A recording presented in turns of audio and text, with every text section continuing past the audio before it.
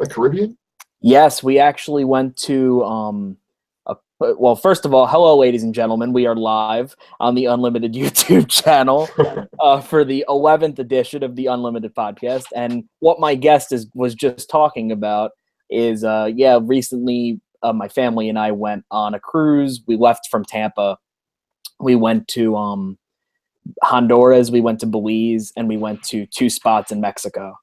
And it was one of the greatest experiences I've ever had. That sounds great. Honduras, we went to this place called Roatan, I think it's called. We had our own little private beach there. Belize, we went to Starfish Island, and that was a private beach as well.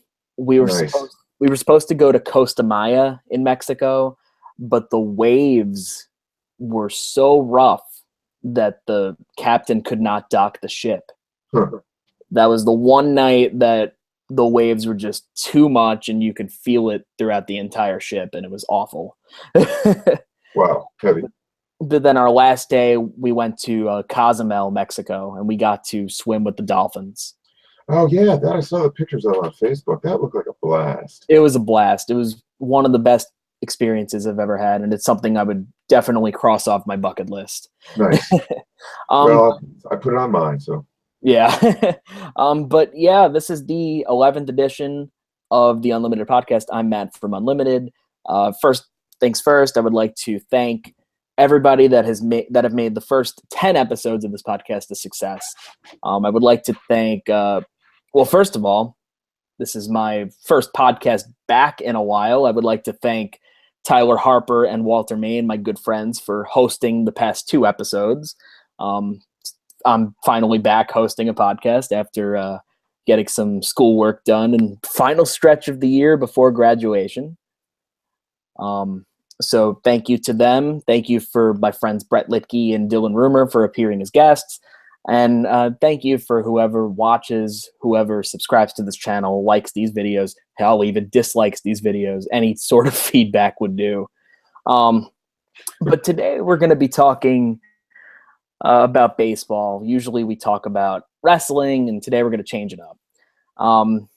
It's hard to believe we're already 1 month into the MLB season, and this season is already flying by, and we're only a month in.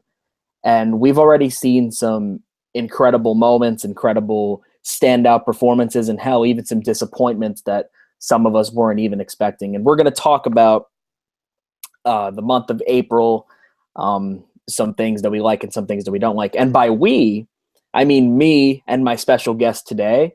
For those of you who don't know, on Facebook, I am one of the admins of a group called the Third Base Saloon. And it is a baseball group. It's a lot of fun there. The community's great. The admins are great. And my guest today is one of the fellow admins. Josh, how you doing today? Hey, Matt, doing really well. Ready to talk some baseball? Absolutely. It's everyone's favorite sport. No, I'm just kidding. I'm biased. I'm biased as well. I mean, for me, it's my favorite sport. A lot of people are going to give me the, it's boring argument, but those people are the same ones that watch golf. Yeah, I hear you. I'm getting to the point where I'm just viewing those who don't appreciate baseball as intellectually challenged. I agree, honestly. I just love how unpredictable the sport is, and anything can happen in the blink of an eye. We've seen a lot of injuries so far. So yes, we have. And a couple of them we will talk about. But I guess we'll just start off with recapping the month of April. We'll start off, I think we're going to go division by division, talk about some standout players, standout teams, some players and teams that have fallen short of expectations or have met expectations, or maybe even some good teams that we weren't expecting. Who knows? Well, we're going to talk about a lot today. You ready? I am ready. So we're going to start off with one of the more popular divisions in the past couple of days, and that is the NL East. Yes. And I know it. I say popular because there has been a lot of talk about two particular teams, the same two for the past 3 years, the New York Mets and the Washington Nationals. But before we get into that, I just wanted to ask you, are things going how you planned for the NL East this year so far? All right, being a DC guy, I think the Nationals bias is played out. I would have said things weren't going as people anticipated if the rest of the division is down. I think the Phillies and the Marlins are never going to contend. The Braves aren't all that. And the Mets have been disappointing. If the Nationals were, say, slightly above average as opposed to having the best record in baseball, I would be a little more surprised. But I think the story is playing out as planned so far, except for the Mets. And the Mets, the injury issues have been an issue, have been a problem. Definitely. I mean, just some tough blows week after week. And me being a Mets fan, that's right. It gets frustrating after a while. When you go into the season, you're already without David Wright. You're already going to be without Steven Matz.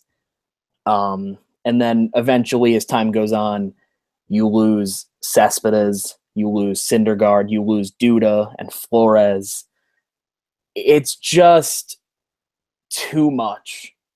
And at this point, it doesn't surprise me that the Mets are in the spot that they're in because of all these injuries. The offense is not living up to the expectations that they had. I honestly don't even think that they had much expectation, especially finishing last year among the bottom of the league in offense. I would have to agree. This year, I believe that the Mets are last in the NL in batting average, just above the Royals. It's hard. It's also hard to believe that, looking at 2 years ago, the Mets and the Royals were in the World Series, and now they're two of the worst teams in baseball. Oh, no kidding. No kidding. That did happen fast. But yeah, in terms of meeting expectations, the Nationals have certainly met them and have exceeded them. I didn't expect them, like you said, to have the best record in baseball, but I did. Go ahead. I'm sorry. No worries. I did not either, and my pessimism comes from the back end of their bullpen is unsettled. Yes. The Trinan did not work out as planned, and we'll see about Kelly. He hasn't been as bad, but boy, talk about losing faith in a pitcher fast. Thank God they're scoring. I'm not bringing up Sunday. Mm-hmm. It's not, every game's not 23-5, but they're hitting, and they're hitting great. And then, but the Nats once again, and maybe Denard Span cursed the team on the way out the door, but center field is with Eaton going out for the year. Yes. I'm hoping it's not going to be that disruptive to the rhythm of the lineup, where it's very strong at the top. Rendon is starting to hit, and he had that monster game on Sunday. With him starting to hit, I don't like. Michael Taylor's been trying to break the. They've been giving him chance after chance after chance. He goes down to AAA and he hits. He bats 330, but he comes up to the big league club, and whether they can't find him steady at bats, but he can never get into a groove and hit over 220. Nothing clutch. So we'll see if this. And Eaton was hitting Eaton maybe 20 points higher. He's a 269 career guy, and he was hitting like 289. Yeah. So I don't know if it's going to cause any instability in the lineup. I think the lineup's strong enough to survive that, but now you've got 2 outs, as opposed to 1 out that you're dealing with in a lineup of 9 guys. And hey, you know what? The Nationals, even though they do have the best record in baseball, they are far from a perfect team. Oh, you are right. And, the Eaton is just an example. The bullpen is just an example. And going back to the Eaton trade a little bit, this injury makes that trade look terrible. Yeah. I mean, for me, it looked terrible to begin with because I think that the Nationals overpaid to get Adam Eaton. Giving up Giolito, giving up Lopez. Those were two big pieces for an average, maybe a little bit above average outfielder. I think you might be selling him a little short. Granted, as a leadoff hitter, as he's projected to be, are you putting the onus on defense or on his ability to get on base and steal?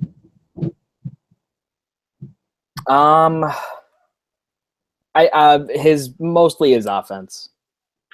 Okay. And the ability to get on base, like you said. Yeah, it's I would like to see I'm okay with it. He's a solid player. I don't mind having him on the team. Right? Yeah, I don't either. Not that he's on it anymore. I mean, I think that was a big hole for the Nationals and they needed to fill it, and they did, which is good. Yeah. They were struggling there for 2 years. Span never worked out. I mean, Span's not working for San Francisco so far, and I believe the injury bug has hit him. Yes. Out there. Which, yeah. And Worth is getting up there in age, and then now you only have Bryce Harper out there, which isn't a bad thing because he's tearing it up right now. Well, yes, he's tearing it up, but I think Zimmerman is tearing it up.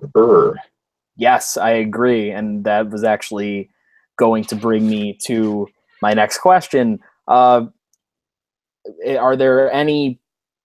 Well, let's talk about some standout players, and who would you say has stood out to you in this division? Like even past the Nationals, looking at the Marlins or teams like that. All right. Well, what about Freddie Freeman? Freddie Freeman, definitely. 381, 485, 798. I'd like those. Yes. And I think sometimes. Sorry, go ahead. Sorry, go ahead. No, you. I think sometimes Freeman doesn't get enough credit because everyone associates him with playing on the Braves. Well, but I should dig into. I cannot remember his stats for the last several years, but I don't think he's been playing to this offensive output. I think that I think he's been a little bit up and down, but he was still consistent enough to be an above average hitter, at least to me. Maybe in a minute here I'll type and see what he's got an OPS of 1.283. I wouldn't mind checking to see what that's been over the past couple of years. But he's having a great season, and so's Brandon. And so's Brandon Phillips. And I always thought that he got the Reds were trying to ship him 2-3 years in a row. They were thinking about moving him, and he kept getting. And as he got older, they kept saying, "Oh well, he's 30. Oh well, he's 31. He's 32." So I always appreciated him as a player. I thought, did too. So I'm glad he's having a mini little renaissance here, at least the plate in Atlanta. He's having a good season so far. A good month. Definitely. And I'll look at the. I'll go back to the Nationals, and I pretty much say the obvious: Ryan Zimmerman and Bryce Harper. Zimmerman was actually really surprising for me, because here's a guy that for years has dealt with so many injuries. It feels like every year he's on the disabled list. I believe it's a foot with him. Yep, and it gets to a point where if he's not on the field, you just start to lose faith in him.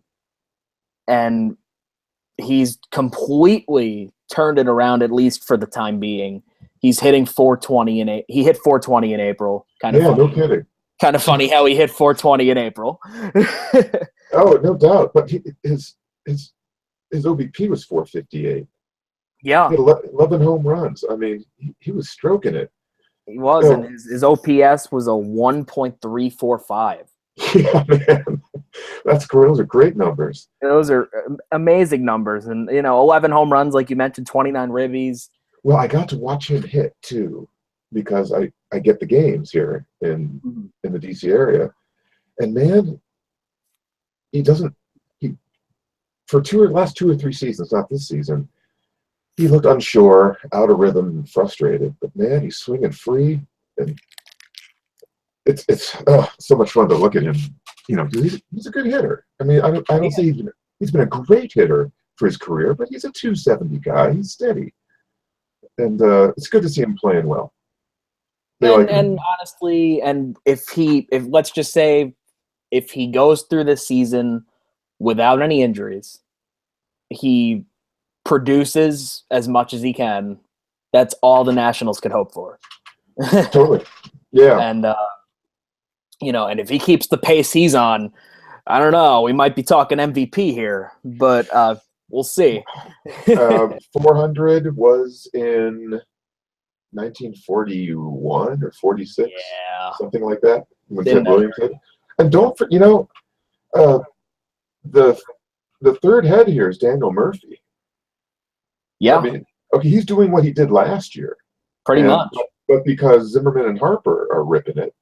Now, Harper's he's come back to earth a little bit in the last couple of games, though on Sunday was pretty much a breakout for everybody. I mean, if you were a bad hitter on the Nationals, on Sunday you turned into a great hitter.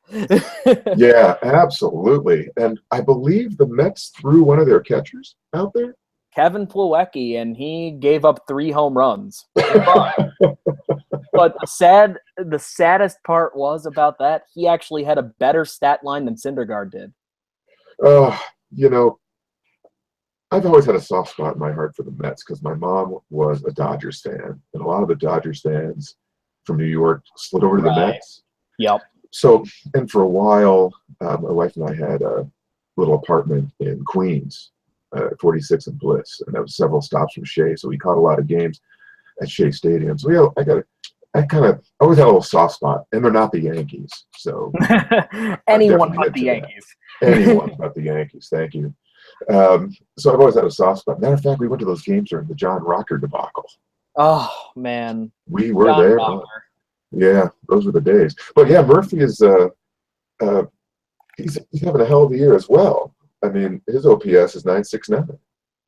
Yeah, that's pretty good. He's hitting 343, and that's what was making him a star. But the other two, just by comparison, are really hitting it. Who else? Are we still in the East? We're still in the East. Real Muto's having a good year in Miami. Real Muto as well. Yep, definitely. Yeah. And isn't he their leadoff hitter? I'm not sure. It's very rare that a catcher leads off, but I think last year he was their leadoff hitter for most of the year. Well, his OBP is 383, which is close to acceptable. But what's the guy on Houston? Who's OBP? There are some elevated. There's some really nice. I mean, Harper is 509. Mm-hmm. I mean, he's getting on base half the time. That is fantastic. I can't imagine, the opportunities you have as a squad. When it reminds me of Kenny Lofton, that formula, because he got on base all the time, and the lineup just hit him over. They were like a machine. 95, 92 to 96. That had to be a tough career for Kenny Lofton. He was traded so many times. Well, he did a long stretch with Cleveland before he got traded to the Braves for Marquise Grissom. Yep. And Grissom actually, I believe Lofton went to the World Series with the Braves that year. Or was it Grissom who went with us? Anyway, then Lofton came back. It was just a 1-year type of thing. I don't know what had happened. Then Lofton went back to the Tribe after the 1 year. And they had a big party for him at the airport. He flew right back to Cleveland. He cried. He cried when he got traded. Bless his heart. I always respect, like, when that happens. Like Wilmer Flores, when that happened a couple years ago. Yeah, man, that was nice. Flores was a guy I had mixed feelings about because he was a below average defender, and offensively he had pop, but he didn't really have anything else. But to see him have love for the Mets organization to a point where he was crying on the field because he didn't want to leave, that just makes me respect you as a player. Yeah, they love it that much. And even if you're not producing to the level that you're supposed to be, the least I can say is you care. Yeah, totally. I get that. Other standout players, there's one that comes to mind from the Phillies, and it's Cesar Hernandez. He's currently hitting 323, 906. Yeah, 906. 906 OPS. He's got 4 home runs, which is a little weird. A nice little WAR, 1.1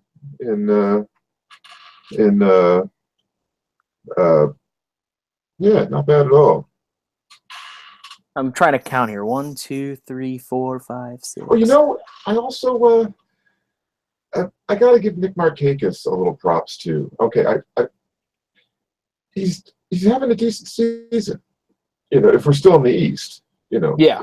Okay, he's having a decent season. So sorry, I didn't want to cut you off. Go ahead. No, that's all right. But Cesar Hernandez is just one of the young Phillies that are going to be the guys that make this team for the next couple years. Don't be surprised if in the next 2, maybe 3 years, the Phillies are right back up there because they have the pitching staff to do it. They just need the offense to balance it. Yeah, well, yeah, the formula. We'll see. We'll see. Let's see. But Markakis is. I'd like to see him do this for a year because he did it in Baltimore for many years before. He got old. Was it Markakis? No, it was Matt Wieters that Buck Showalter said, if they don't void Rodriguez's deal and do something about this, Matt Wieters is a Yankee. It was Matt Wieters, sorry, who's now having a fairly decent season in Washington. And they got him. They got him in a steal. I was really wondering when they lost Ramos to free agency. They lost Ramos, and then they got Derek Norris, and then I don't think they ever thought that Norris was going to be their starter.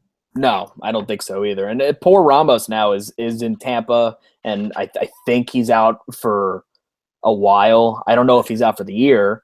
You know something? I don't need a. I put money on he's out. I don't even need to be told. That guy he had the injury bug all his career. Last season was the most he played, and he still ended up on the disabled list at the end of the season. Yeah, he hit over 340 last year, or around 330 in that vicinity. When he was a player, he was one of the steadiest on the club. Yeah, definitely. But I'm also looking at some pitchers that have stood out for the NL East, and 2 come to mind. Gio Gonzalez, number 1. Yes, it's nice to see him. Currently leads all NL East starting pitchers in ERA with a 1.62. 26 strikeouts in 33 innings. He's 3-0. I believe all 5 of his starts were quality starts. I think that is correct. Yep. 1.14 whip. I think he's walking a decent amount of people. Well, actually, Gio has been, him and Roark have been the steadiest on the club this year. So far, yeah, because even Scherzer, Cy Young winner last year, he's not looking his best. Not right now, and he is. The talk is, he was going to miss his first start, and then he only got pushed back, and I believe it's. Anyway, the talk was have him miss a couple of starts. I'm wondering if they might have him skip one.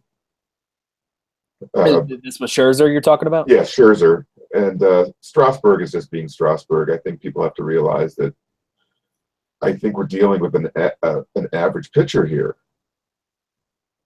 Yeah, I don't see. I used to see a lot in Strasburg, and Then he got hurt. He got a little full of himself, and got hurt again.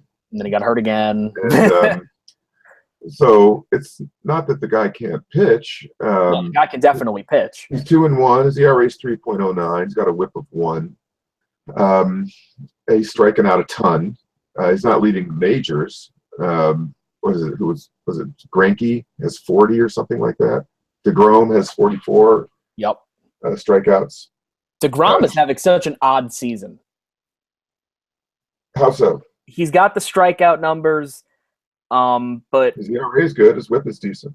He just, for whatever, maybe it's just me. Clearly he doesn't have the run support. None. None at all. But something just seemed off about him in his first couple of starts. He just didn't really look himself. I don't think it's an injury, or I hope it's not an injury. So now, do you get to watch the Mets on a regular basis through some sort of media? Are you following? Yeah, I do follow them. But there's some starts that he just didn't really look that great. I know one of them, April 22nd, he struck out 10, but he also walked 6. So he was hit hard there. And April 10th, excuse me. His last start against Washington was definitely a step in the right direction, but he still gave up 2 home runs. What he's got? What is he? 3 starts, 1-1 with a no decision. He's got so far 1, 2, 3, 4, 5 starts, and he's 1-1 with 3 no decisions. 3 no decisions. Okay, I'm looking at 5 starts. Did he get chased early? Because I'm just looking at 11 walks, 44 strikeouts. So April 22nd, he got chased early. I think April 10th, he also did. In that game, too, he didn't really look himself. He walked 2. He only struck out 3. I'm not saying he has to strike out 10 people every game. Okay, so he had a crappy game. Yeah. I mean, it happens. Yeah, it happens. I mean, it didn't happen to Koufax for 5 years, but true. Or Martinez, I guess. Right. For 1 in Montreal and 4 in Boston, I guess. That cat was sick.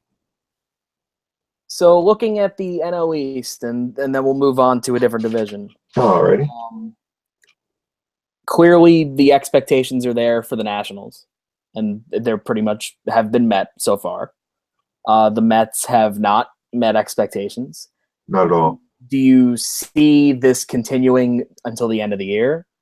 I think no one really has faith in the Braves.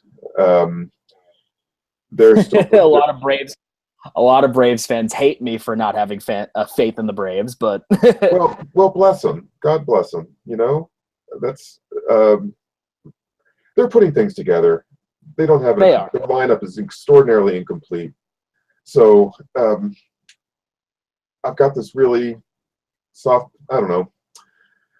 I try to talk myself into thinking that the Marlins are going to be around average, but I think them and the Phillies are almost identical clubs. The Mets are just hurt. They are hurt. They're hurt. I remember them. I'm sorry to cut you off, but no, it's fine. In the NL wild card game, at the end of the game, when Terry Collins gave his press conference, and the point that he made was, we're gonna go home and we're gonna get healthy. And so far, that just hasn't happened. No, it hasn't. And one thing I was looking into earlier was the Mets have had a ridiculous number of transactions. Yes. With they are shuttling teams in, shuttling players in and out, especially in the bullpen. Yeah. And at the back end of the bench. I mean, there's no.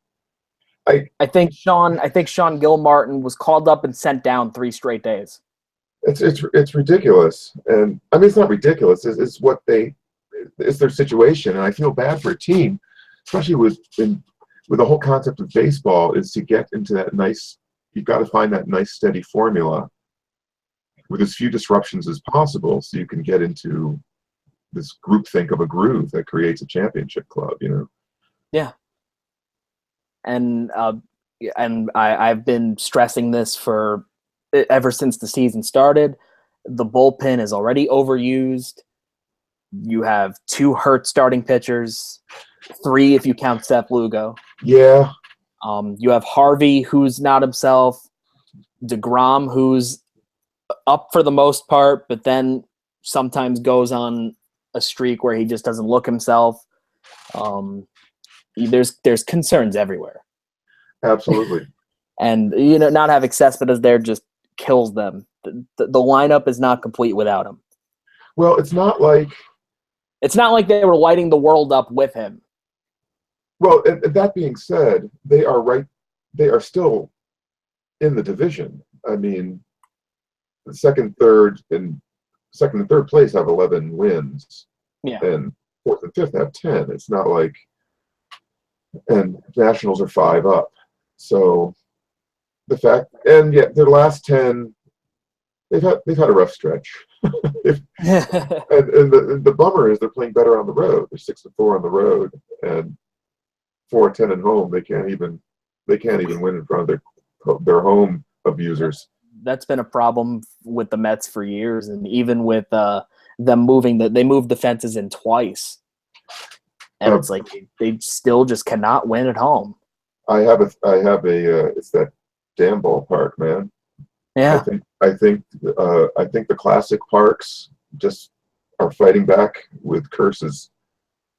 Move out of me, will you? Well, I think for a while the Mets just didn't have any power hitters.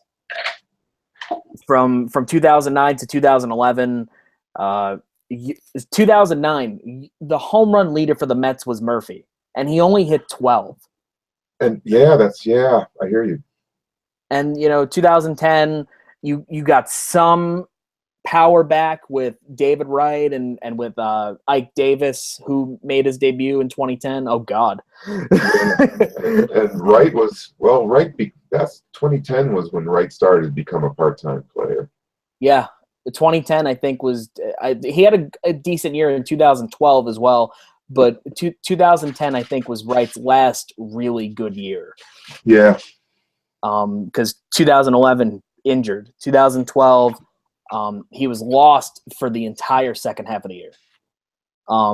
2013 hurt, 2014 hurt, 2015 hurt. It just keeps going on and on. And at this point, I don't want to see him come back. Oh, I know. When he played in 160 games twice early in his career, and usually 4 times, 5 times, twice, 3 times. And around then there. 2011, 102 games. Then he was fine in 2012. He lost 60 games, lost 50 games in 2013, 30 games in 2014, only played 38 and 37 in 2015 and 2016. So he's obviously been, wow, yeah. And listen, I respect the man for everything that he's done for the Mets, and I respect his efforts to come back, but he's more of a hindrance than he is a help. Yeah, especially if, I feel bad for the dude. I like these cats who've been with one squad. I mean, and Zimmerman's in a similar situation. Everyone wants to see him do well and not go through the I'm getting hurt, go to another team tour. I would rather see David Wright just, go out with his head held high that I played for the Mets, and that was that. Exactly. Like, I don't want to see him continuously getting hurt. I always liked him as a player. Great third baseman. I agree. And I'm even, like, I know I'm a Mets fan, so I'm going to be biased towards him, clearly. But I think he was a likable guy throughout baseball. Yeah, totally. I mean, unfortunately, the bar's weird. Yeah. When I look at his BBR comparables, he's up there with Scott Rowland. That's okay, in my book. Bobby Abreu. Yeah. Ray Langford, Chase Utley. Yeah, he's in good company with some good players. He'll be a Mets great. It's just a shame that he could have been more. Yeah. Durability is an issue. It is, and that's a problem in all of baseball today, especially today. there's the argument about.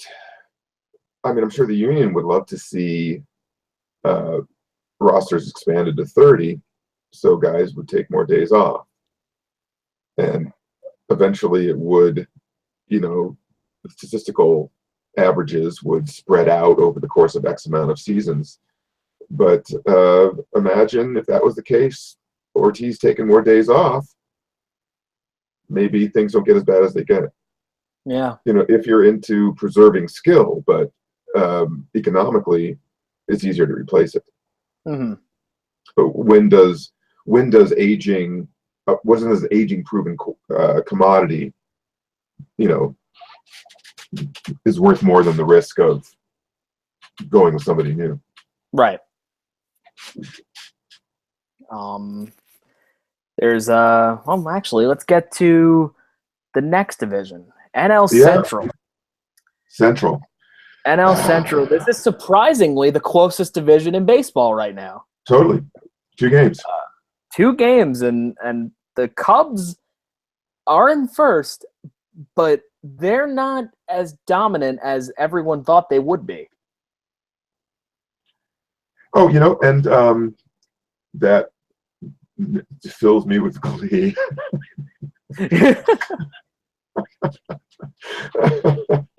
Being from Cleveland, and I don't wish them ill will, just fail. I'm not going to grow up until my friggin' tribe wins a blanket blanks here. Hey, I really hope that they do. I really do. They definitely deserve it. Yeah. At this point. In my lifetime, I'm not being an ageist. Were you alive in '86? No, I'm only 21. Mazel tov. Oh, hey, listen, that World Series was phenomenal. Yep. And that was really something. I thoroughly enjoyed that one. I remember exactly where I was when I watched those games. But yeah, the Central is incredibly close. I'm not surprised at all by the Brewers. They've got some pitchers no one's really heard of because they're on the Brewers. Yeah. And I think that their offense has been carrying them. Yeah. I mean, some of those pitchers haven't been performing up to stuff. I think Chase Anderson's having a decent season. Yes. Chase Anderson is Peralta, even though his ERA is high, he's undefeated. Strikeout numbers are higher than usual. And then who's there? The lefty Davies. Yeah. It got to a point last year where every one of my pitchers was hurt, and Zach Davies was my ace. Oh, I feel so bad. I was so incredibly busy at work that I had to auto pick this year. And it did better than I thought. But I've got some holes. For instance, I've got my third baseman are Donaldson and Beltre. Oh my God! And my first base, third base is Corey Seager, and I'm moving him in and out. It's just I can't. Why do I do fantasy baseball? It's a young single man's game. But I really enjoy it. I was apprehensive, but I'm really getting into it. Anyway, yeah. So the pitching that everyone thought was going to sneak up on people hasn't really snuck up on people. No, not at all. Pretty much met my expectations so far. Yeah, totally. I agree. And I looked at this Brewers team, and I asked around, and I got a lot of, no, you're crazy. What the hell are you talking about? I mentioned that, their offense is one of the best in the NL right now. And I thought that if they got enough offense to carry them, maybe they would be a wild card team. Mm-hmm. Even though their pitching staff is I think that with Braun, if they keep Braun, if Eric Thames continues the role he's on, and he's another standout guy that will. Now that's an interesting because he's playing so far over his head. What's he doing? Was it 345, 466, 810 as of a couple days ago? Yeah. And I think he's lost. Interesting. Yeah, that is not his career. Oh, shout out to my friend Tyler Harper, who is our one viewer. Tyler. Respect. He asks, and as you're looking at the Brewers roster, I also mentioned this about the Brewers. They have a lot of offense, like I mentioned. Do you see them trading an offensive piece to get Quintana? Because I see Quintana getting moved. I don't see him going to the Astros. But if the Brewers you're not talking about. Go ahead. I'm sorry, please. If the Brewers are in contention around the deadline, Quintana might not be the worst guy to get because they need an ace in that rotation. And it's not like he goes to the Astros where they have 4 guys in the starting rotation that are just like Quintana. I suppose you could. I'm not sure what the Astros need. I'm not. Who would you give up? Garza? Felice? I would give up an offensive piece, but I don't know who. That's the problem. I'm trying to think. Well, Aguiar maybe? Could be. Well, the Astros have VR. I'd have to check. The thing is, maybe Hernan Perez. I am a pessimist in the sense that I never like to get even an observation about that till I look at what kind of contract they have. Okay. And whether it's going to expire or if they're looking to move someone, who was born in 1987. Right. somewhere along those lines. So we'll see. I mean, right now that division it's a toss-up, and I kind of have a little bit of respect for the Cardinals. Roger would hate you. Yeah, I know, but it's kind of. I'm not gonna count them out. They still have the offense. They still have some proven pitching. It seems like they're always in it, and I don't see that changing this year. Well, they're in the bottom of the league. They're in the bottom of the league-ish right now in batting. Yes. But they're 5th in pitching. They got a team ERA of 2.62. Have some innings. Team ERA of 4.08. All right, they pitch a lot of innings. I feel like Carlos Martinez has been a really big hindrance for them because in what way? He's just been incredibly wild. I remember watching the Cardinals game against the Yankees, and he struck out 11 and walked 8.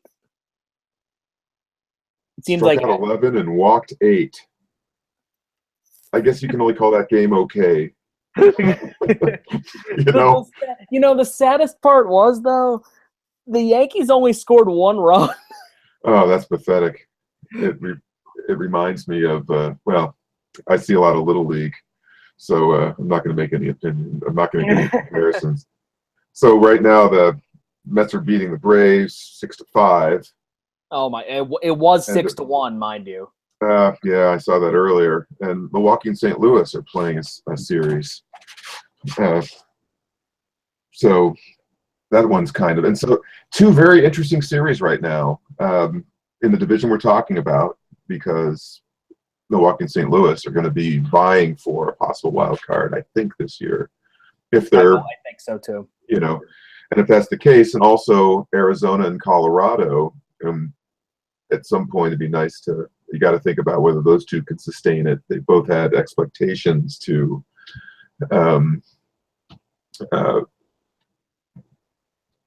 But right now, perhaps they're playing over their heads. Yeah. Other standout performers in the NL Central. For me, I got to go with Joey Votto. Having a great season. He's hitting 256, but he already has 8 home runs, 19 RBIs, 914 OPS. And, and last year I remember going into May, Votto was doing terrible. And all of a sudden he turns it on. He actually hit 400 after the All-Star break. Gee whiz. And Votto's one of those guys that's going to get on base. He's going to provide some pop, 25, mid to late 20 home run guy, high RBIs. I don't think that's ever going to change. He's the most interesting play. Wait, what did Tyler say? Joey Votto is the most interesting player in the MLB, including talent, personality, etc. Discuss. Really? Joey Votto, talent, personality? I'll give talent. I'll give you personality. I never thought he had one. Well, but most him and Trout and Todd Frazier, and in some ways Bryce Harper, all went to the same interview school. Yes.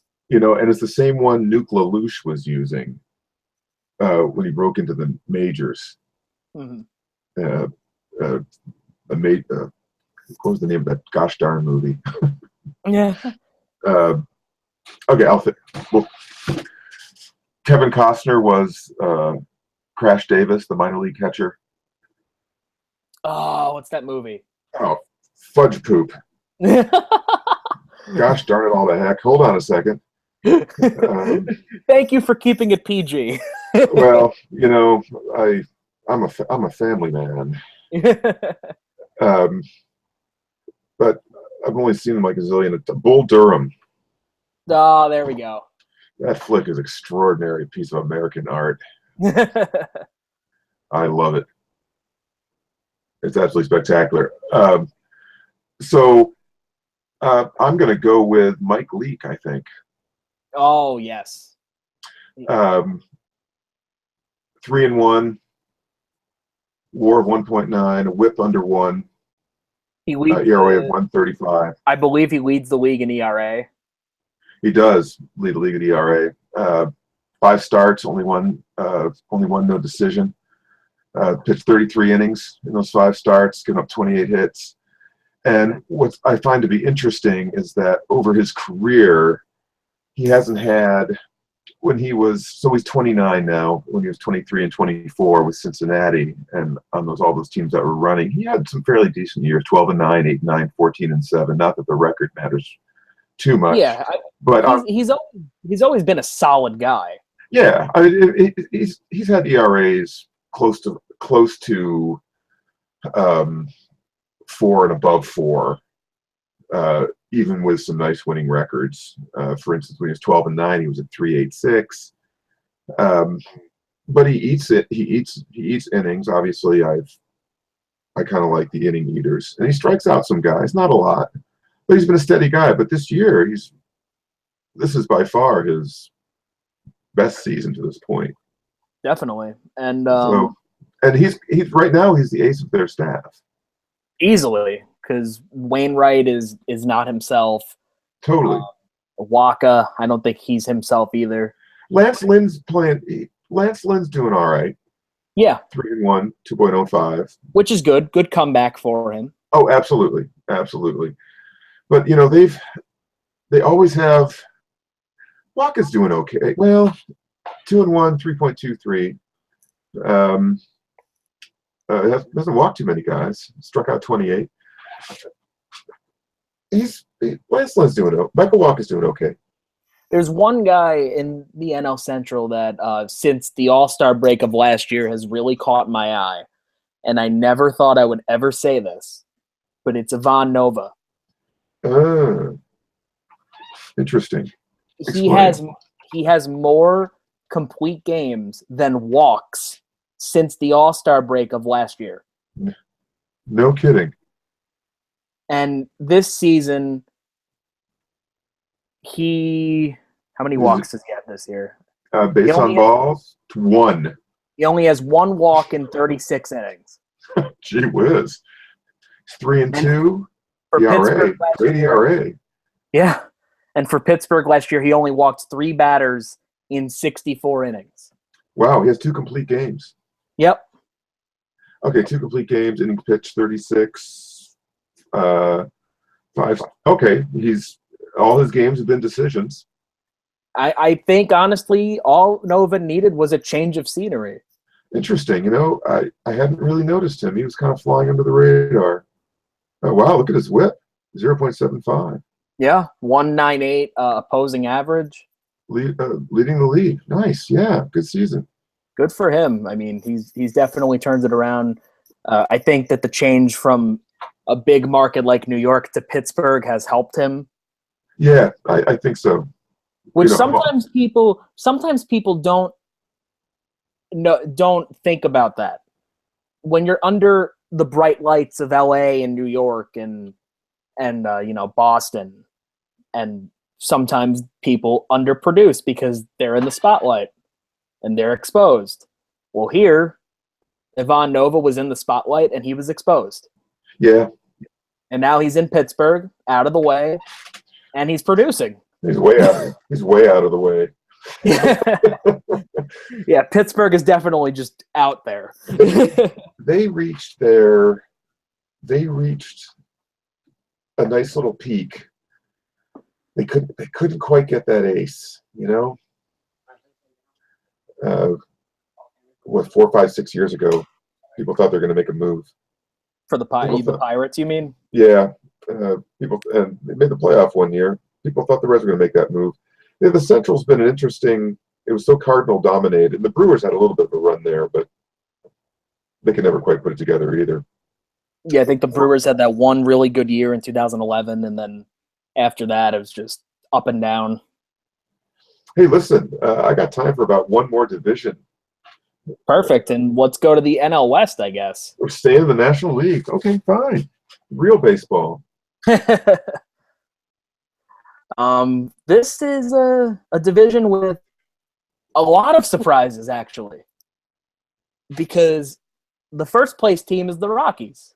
Yeah. The second place team is the Diamondbacks. The last place team is the Giants.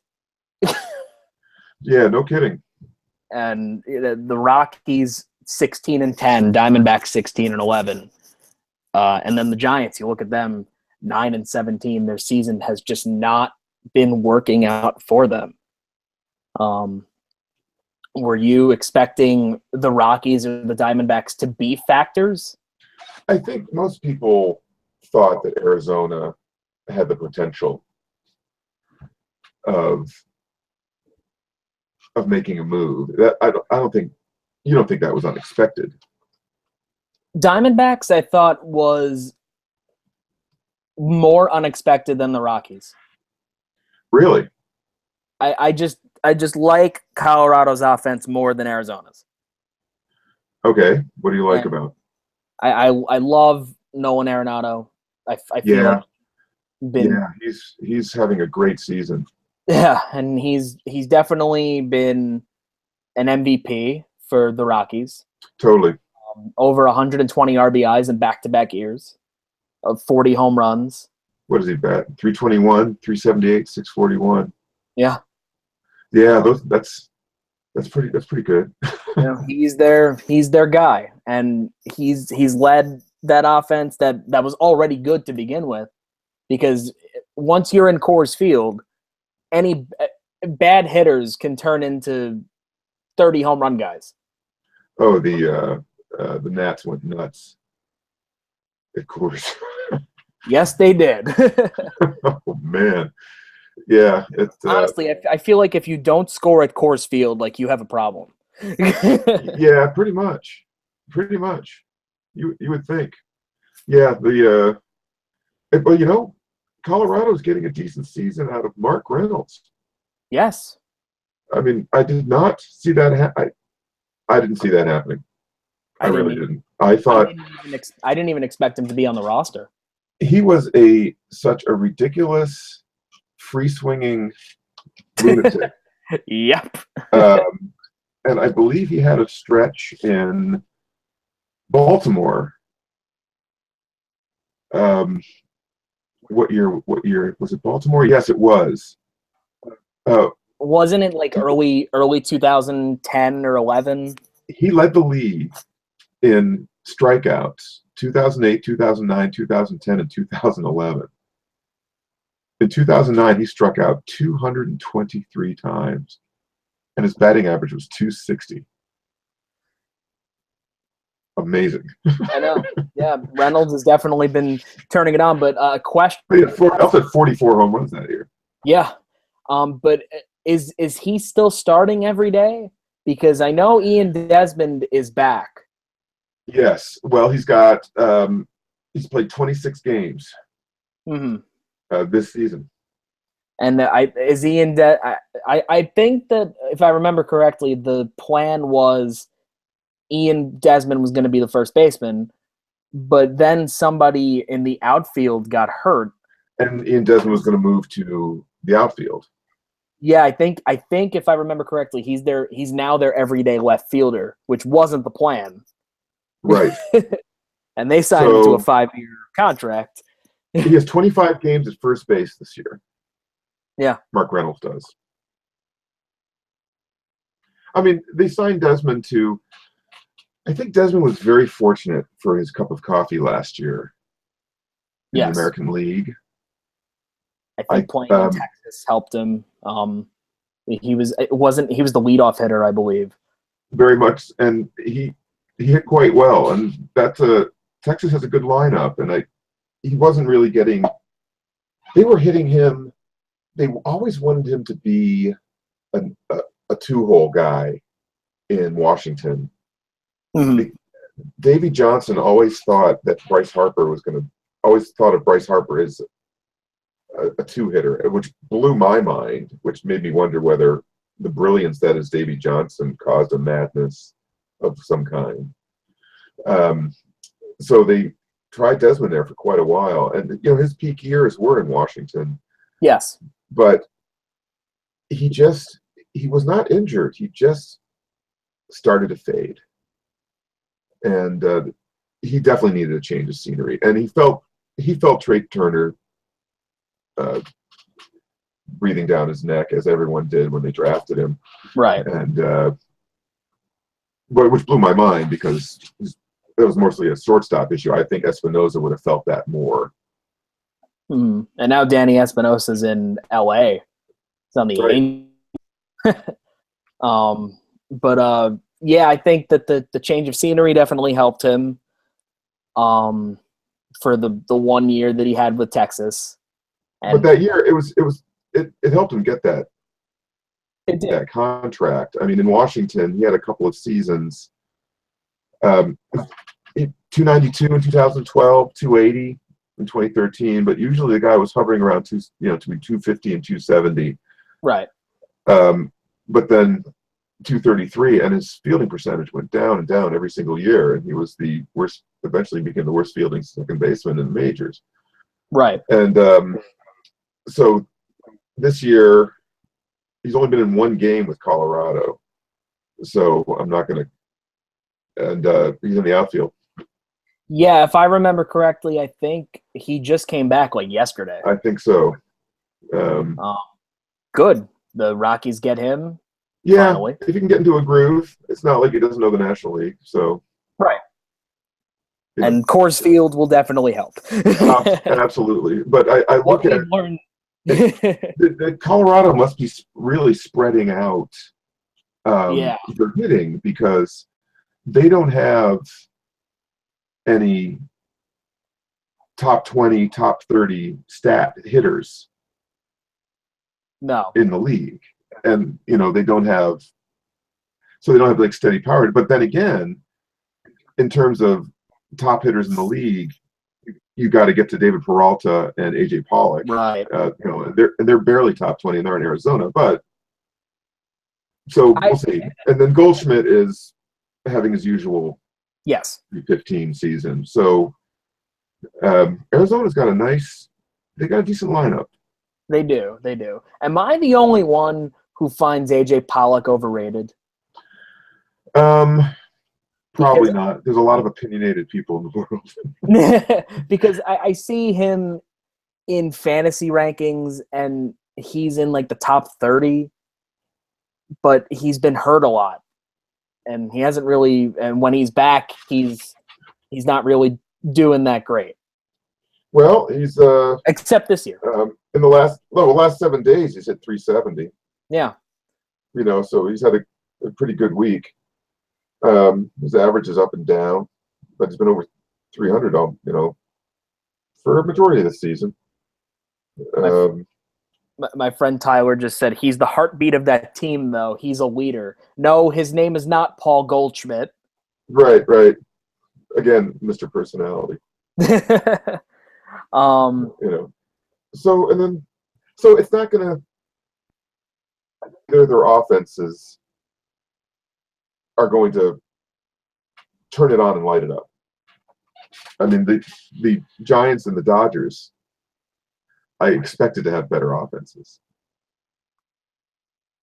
Right. I have faith in the Dodgers offense, and when I did my preseason predictions for the NL West, I had the Dodgers finishing in first, mainly because it was a toss-up between them and the Giants, like pretty much always. I expected the Rockies to be there to contend. I didn't expect the Diamondbacks to be successful. I just didn't really have faith in their pitching staff. Zach Greinke's coming off a down year. So far, he hasn't really looked himself. I could be wrong. Let me check his stats. Arizona. Yeah. Well, the offense is going to have to carry them, and it's going very well. They're the second-ranked offense in the National League. Right. I mean, Washington's hitting 295 as a team, and then it comes back to reality. Arizona's hitting 269, which for a club is very respectable. Someone put out a stat earlier, and I know we're going back to the Nationals here, but the Nationals last week scored more runs than the Royals have all year. Yeah, isn't that something? That is something. Yeah, that's the Nationals have scored 170 runs. I think there were at least 3 or 4 games where they 10 times they scored 10 runs a couple times. And then Arizona scored 141. Next runner up is Milwaukee, 135. That's how they're staying in it. Right. Hold on one sec, Josh. Sure.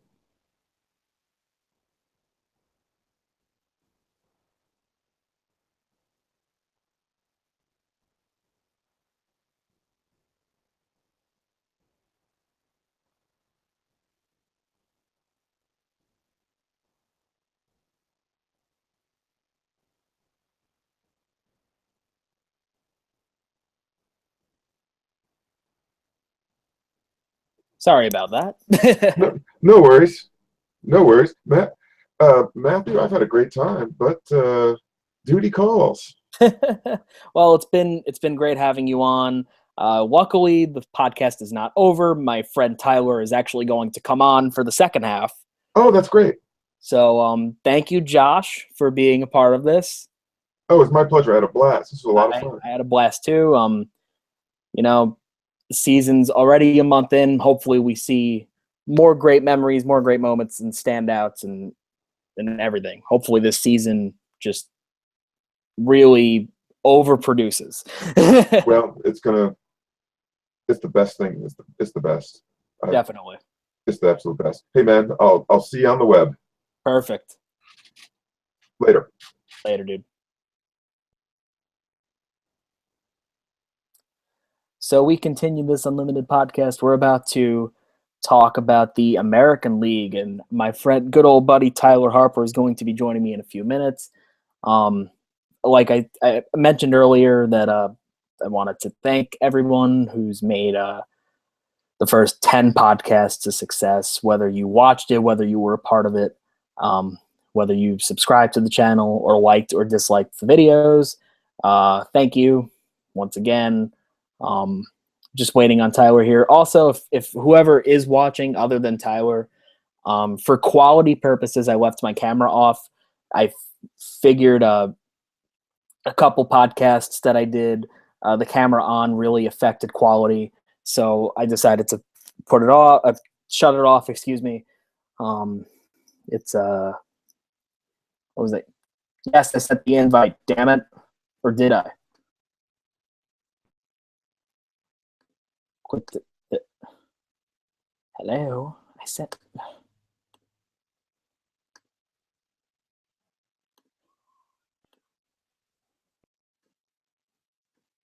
Help. Let's see. We are experiencing some technical difficulties.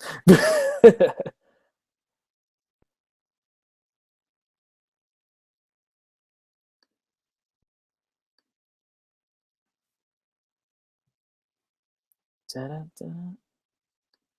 By the way, whoever is watching, whoever is listening, if you have a question of any kind, PM me, let me know.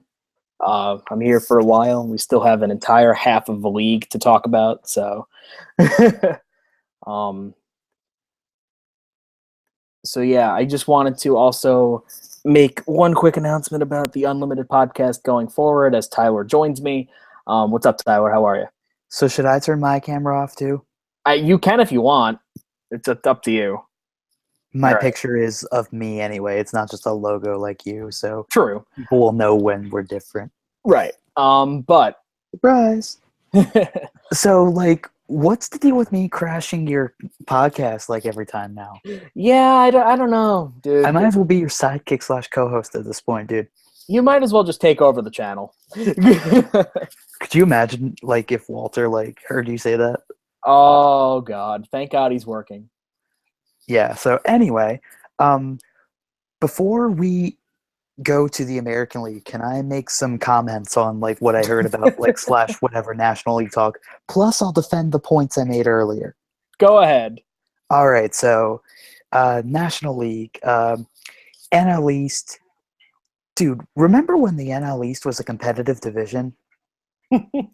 Like, Nationals on the top, they have yet to lose double-digit games, but even they, like, despite the fact that Bryce Harper is having a phenomenal season so far, like, I don't know, like, it's, even though they're doing well, they're kind of just there, you know what I mean? Right. It's a weird, I don't know, maybe it's because they don't have much competition because, I mean, Phillies and Marlins tied at 11 and 12 right now. Braves 10 and 3, and you know how the Mets are falling apart at the seams. Yeah, I don't need a reminder. Yeah, true. But then the NL Central, the Brewers. Yeah, the Brewers are obviously the surprise of the league at this point. I mean, they're only 500, but they're still only a game back. That division's close. Yeah, and, like, I don't know if you guys really talked about this, but, like, a thing too that a lot of people, like, on MLB Network and stuff are mentioning, and I think, like, it deserves a talking point is, yeah, it's great that the Cubs broke the curse, and it's great that they're finally the defending champions after the century plus of being the lovable losers, blah, blah, blah, Right. blah, blah. But it seems like they're almost experiencing some World Series hangover, kind of like when the Red Sox finally broke the curse. Like, the next year, they were just meh the entire year.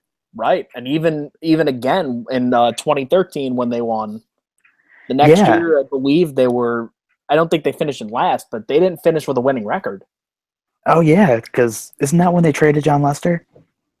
Yes. That was the year of weird trades. Yeah. Oh yeah, because he went to the A's because the A's made the playoffs. The A's. Oh God. Oh yeah, because then Cespedes went to the Red Sox. Then he went to the Tigers. Then he went to the Mets. Yep. Dude, he's been on 4 teams already. He has been, and he's only had one long-term contract. And it's not even long-term. 4 years isn't that long Yeah, it's weird, but compared to like 8, 9. but yeah. So I mean, but my point being is that like this division is like open for the taking, really, for anybody. Because even the Reds are only 2 games back. Pirates too. Yeah, well, I mean, the Pirates weren't really due for a down year. I think the Pirates were the biggest like 50-50 team where like because how they do is going to determine if they sell Andrew McCutcheon or not. Which So, I don't see them doing this. well, especially not now with Marte being suspended. Right. Like you love all that hullabaloo in the offseason of, oh, Andrew, how do you feel playing right field? You're moving to right field, blah, blah, blah. And then this happens, and, oh, LOL, JK, you're in center field still. But he's handled it well. I mean, I'd have to pull up his stats. But, I mean, again, like, the fact that this division is wide open is really impressive because the Cardinals, I mean, you guys kind of talked about it. They're pretty much the boring model of consistency. No matter what happens, like... Kind of like the Yankees. But the Cardinals don't like buy superstars. You know what I mean? True. Like they signed Dexter Fowler, but Dexter Fowler, despite He's being a not a good superstar. player, isn't a exactly. No, he's an average outfielder. I'd say slightly above, but He's an average defender, slightly above offensive. that's fair. But like, no matter what to do, remember this team a couple years ago got busted for hacking the Astros data system, and And like that would nothing be- happened. And that would be a big reason why my good buddy Roger from the Third Base Saloon does not like the Cardinals. Yeah, but like nothing happened. If they got penalized, it was basically nothing.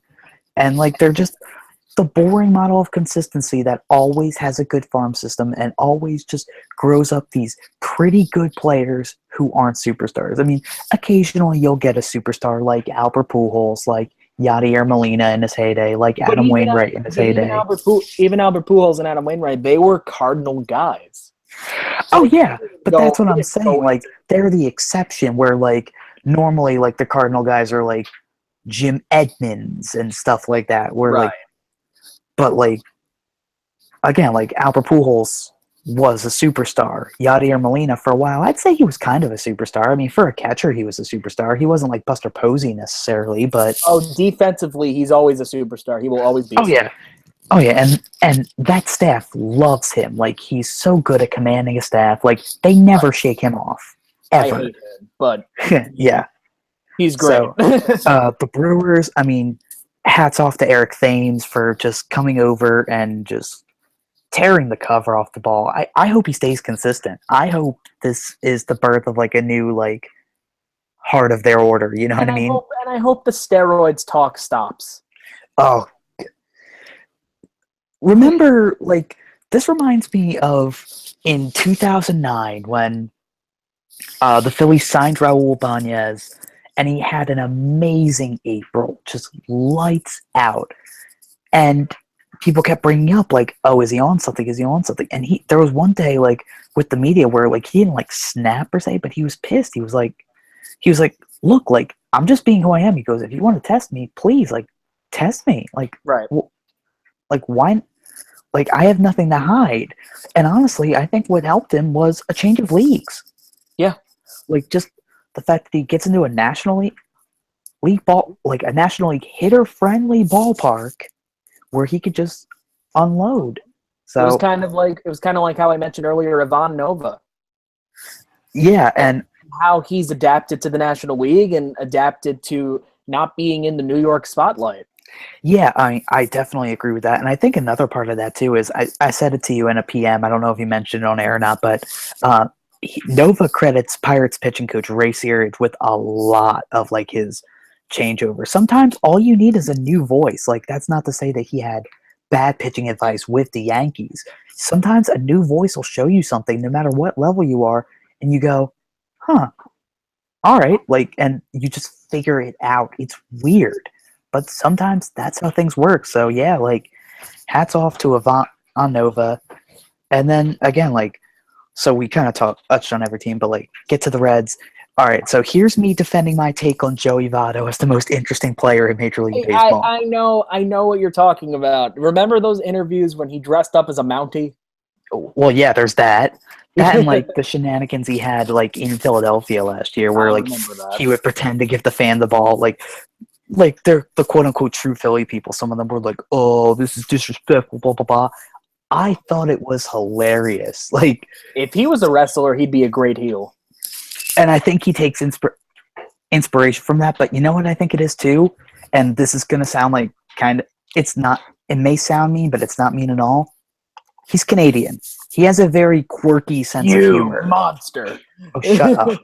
But yeah, like he has a very quirky, like out there sense of humor. That's it. Like, I mean, obviously you and I are both wrestling fans. Chris Jericho talks about this all the time. Like, there's something different about the sense of humor up there.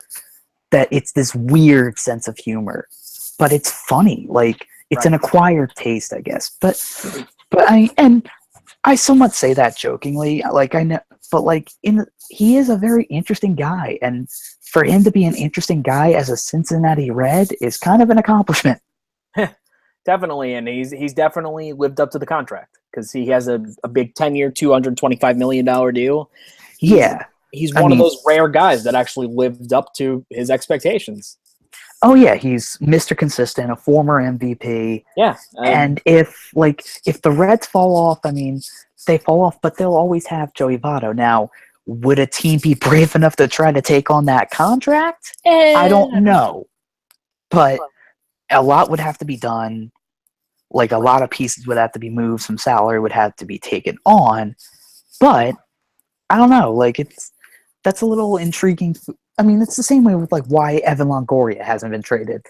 Which I think that the Mets should go after him, but oh yeah. So let's see. Topic for another day. Yeah. So all right. So that was the NL Central. NL West. I mean, I agree with you on the Rockies right now. I think John Gray's been doing at least pretty decent.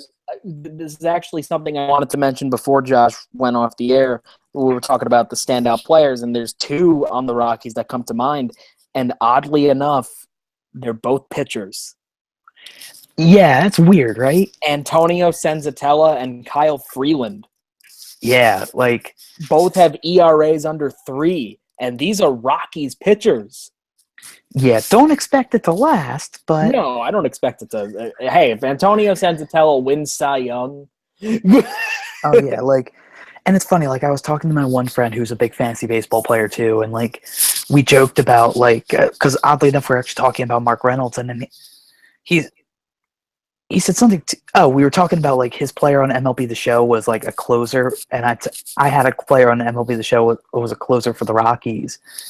And I talked about how I'd give up home runs. He's like, well, like a 4 ERA is kind of good at like Orfield. I'm like, yeah. He goes, that could win you a Cy Young. I'm like, yeah, like it's amazing. And like he talked about too about how John Gray, like he's like, I was on a John Gray kick in fantasy this year for some reason. He goes, and I immediately regretted it.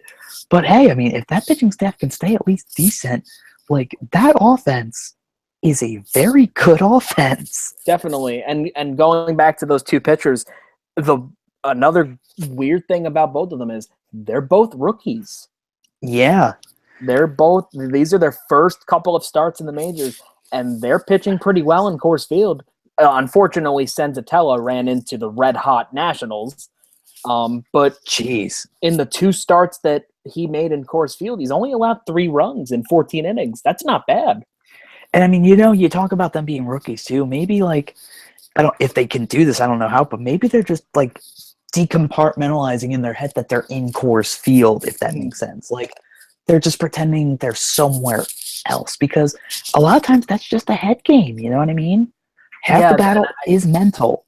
And so I feel like that's why they're not anyone wants to. There's no starting pitcher that wants to go to Coors Field because it affects their confidence. Among other things, yeah. And once your confidence gets hurt, your stuff doesn't go where you want it to go, and that's when you hang a curveball. And I'm convinced. Like, look at John Gray. He's definitely not had great stuff because he plays for the Rockies. I feel like if he went to another team, he'd be a lot better. He could strike out a lot of batters. Mm-hmm. That's Yeah. that's a good thing for a pitcher.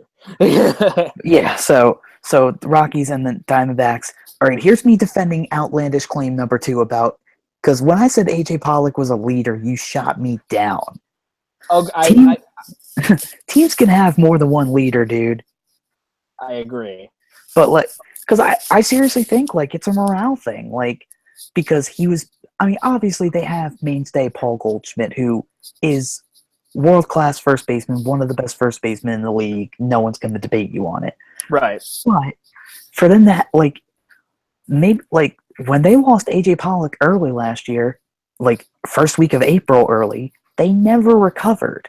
I think since he was because in 2015 he was one of these budding superstars where he was putting up these outlandish numbers and people were taking notice of the Diamondbacks, but then of course he goes down and all that weight's got to go on to Paul Goldschmidt. But now with someone else too, I mean, yeah, he's not being Bryce Harper or Mike Trout or anything like that.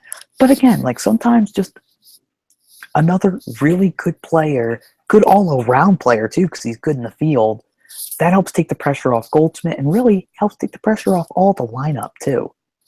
Absolutely. And I'm not saying like you're right. Pollock is a leader. I thought you said the leader, and that's, no, that's why I got confused. I'm like, wait a minute, no, his name's not Paul Goldschmidt. But I just the injury thing, just the injury bug always concerns me with him. He's already been hurt, and when he comes back, he's not himself. And yet, I see fantasy rankings. He's in like top 30, top 40. And even a guy like Trey Turner, I'm not saying Trey Turner is not a good player. He clearly is, and he's got dual position eligibility, which is great. But he had a half good season, like a good half of a season. I mean, well, it's also April too, so well, it's May now, obviously, but like the season's only a month old, so these things still take a while to filter out. You know what I mean? yeah. But once we get more into mid-May, June, that's when you see like what things really are. So the fact that AJ Pollock is listed as like a top 30 player, don't let that concern you too much just yet. Yeah, I mean, it's just like I look at the rankings for fantasy baseball, and Trey Turner had a good half of a year, and yet he's in the top 10. Yeah, we'll see. That doesn't make any sense to me. Yeah, and then rounding out the rest of that division, well, I mean, what more can you say about the Giants than don't let Madison Bumgarner ride a dirt bike? like what I don't know what else to say. My mind on an off day, like I get it, players like want to do what they want, blah blah blah. I was kind of hoping the ace of the staff who's won 3 World Series rings would be a little smarter. Also, the guy who's ultra super serious about competition, and every time he pitches, he's stone faced, like he's in the zone, he's focused, he's set, and he does this. Like I expected this from like a guy like Puig, or a guy like Cespedes. I expected this from a guy like Bryce Harper. I didn't expect this from Bumgarner. Yeah, and he said the right thing. Like he came out like with the media, he took full responsibility for it. And I mean, if you're Giants management, what are you gonna do? I mean, the guy helped win you 3 World Series rings. So, I mean, after he took his lumps in the media, and like, what more can you do? Like, you can't really punish him or anything because he's already hurt and out for a good portion of the season now. So, yeah. And what's funny is like that's only added on to what the Giants have been going through, because for some reason, like this Giants team, they're just not getting it done. Yeah, which is weird. Like 230 batting average, which is third worst in the NL. Their pitching staff, 10th ERA in the NL, 4.45. They're just not. getting it done yet. And It's I know pretty- it's still early. Yeah, it's pretty weird for them to be looking up at the San Diego Padres. Yeah. And Like- even for that matter, even the Diamondbacks. Yeah, I mean, yeah, yeah, I guess. Like, because Yeah, I mean, when we did yeah. predictions, I'm sorry, like when we did predictions, like this was supposed to be a two-horse race, but like, and we all said with the Dodgers and uh, Giants. I mean, of course, the LA Dodgers have just found their cure because they played the Philadelphia Phillies, but Hector Neris. what? Why do you leave him in the game after he gives up two solo bombs? Because 2 isn't good enough. They needed 3.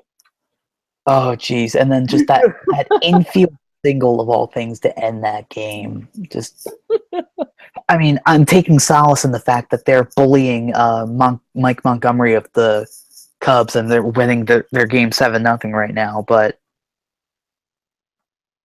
yeah, you heard that right. The Phillies are beating the Cubs 7-0. Oh, it is Frank. Oh my God! Please tell me Franco's having an awful game. I don't think he's contributed to any of the scoring. Let me see this. Tommy Joseph had a 3-run home run. Aaron Altair's been hitting well. Okay, Franco's over 1 with a run. Okay, good, because me being the wonderful moron that I am,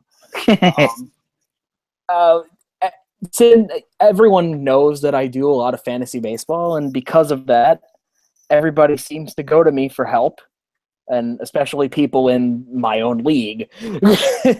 So, Tyler and I are in a fantasy league together with my family, and I invited Tyler because why not? I had an opening. I'm just like, why not? But every day I get texts from my sister and my friend Chris and my friend Gabe. And Are we allowed to say her team name on here? Wait, what? Are we allowed to say her team name on here? Yeah, might as well. Her name is Team Sluts. That is Team 4-0.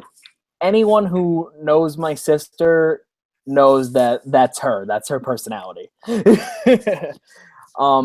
But everyone seems to go to me for advice. So Gabe, who's in last place, Tied for last place. Tied for last place with Tyler. Yes. Messages me and says, "What do I have to do this week?" And I said, "Okay, here's what you have to do." The first move I send him is to drop Anthony Rendon. This, mind you, this was Saturday, and he did all, like, I think we did like 3 or 4 moves that day. Then on Sunday, Rendon goes 6 for 6 with 3 home runs, 10 RBIs, almost hit for the cycle. Did he had a double, he had a single. I think he didn't have the triple. Yeah, he didn't have the triple. Yeah. Well, I mean, when you hit 3 home runs and you go 6 for 6 and bring in 10, I think hitting for the cycle is the least of your worries. Yeah. And then the day after, he messaged. Well, today he messages me saying like, "So I'm gonna add Rendon. Who should I drop?" And I said Franco. So that's why I asked if Franco was terrible, because I already told Gabe to drop Rendon, and he had the day of his life, and he would have easily beaten me for the week, but he didn't. Yeah. But anyway, so should we finally go to? I was gonna say, should we finally go to the American League now? Yeah, we chatted and BS'd, and now we're gonna go to the AL. We'll start with the AL East, and we'll start with a standout team. And it was your dark horse team. Which one, the Yankees or the Orioles? The Yankees. Yeah, I mean, again, it's just like I said, like we said in the MLB preview show, or like off-season recap, whatever we called it. Link to that will be in the description box down below. Continuity, yes. But like, just it's weird that the Yankees, like, this is the first time they've really had a young core since Jeter, Pettit, Posada, Bernie Williams, and all of them. You know what I mean? Right. So with like Gary Sanchez, who I know is about to come back from injury, Good. Aaron They need Aaron Judge, who's hitting the lights out right now. Yep. The dude's just a monster in the sense that one, he's a huge dude, and two, like hitting home runs like it's his job. Well, I mean, it is his job, but you know what I mean. Matt Holliday, as expected, is doing great for them as their DH, hitting a walk-off bomb for a huge comeback the other night That game against the Orioles. Gabe actually went to that game, and Like, I would have loved what a game to go to! Like, right. Down 9-1 and you win in that way. That's awesome. yeah, but I mean, like this team is like they have the potential to make some noise. I mean, obviously they're a half game back, but they could probably keep this up the entire year. And of course, we know they have that lights out back of the bullpen with Clippard, Betances, and Chapman. Their starting pitching is going to be the question mark because can Pineda do well for a whole season? Can Sabathia channel his inner Bartolo Colon and try to get better with age? Can the young guys like Severino hold their worth? Obviously, can Tanaka be a consistent ace? There's a lot of questions with the starting rotation. But if they can rein that in, or if need be, if they make a key trade for maybe not necessarily an ace, but a solid pitcher at the trade deadline, the Yankees are going to be around. I mean, keep in mind, last year, this was a team that traded both Andrew Miller and Aroldis Chapman, and they almost made the playoffs. Yeah, they were only a couple games out. Mm-hmm. So they are definitely in the conversation this year for the AL East. But I mean, the Orioles, it amazes. Well, I was actually going to make a point of this. I'm looking at the stats right now. Yankees lead the AL in home runs, RBIs, runs, on base, slugging, OPS, and yet they're not in first. The Orioles are in first. I mean, well, they're only a half game up. But still, the plus, Orioles... I mean, the Orioles are going to score because, I mean, they have Trombo, Machado, and Davis, all capable of hitting at least 25 home runs or more. Well, I was also going to mention, too, like, the Orioles with their lackluster starting rotation and the fact that they don't have Zach Britton. And they're in first place. Well, yeah, but you know what's been helping them, too? Like, Dylan Bundy has been pitching well for them. Dylan Bundy has certainly been pitching well, and Kevin Gossman has not. I think Wade Miley's been pitching well, too. Wade Miley, he has a high strikeout number, which is good. Help from unexpected areas. But yeah, right now, Dylan Bundy, I just Googled his name, so that's why I'm now stat man. Dylan Bundy, ladies and gentlemen. 3-1, a 1.65 ERA, 23 strikeouts, .980 WHIP. Who I just traded to Gabe. Yeah, he's doing quite well. And now let me look up Wade Miley too.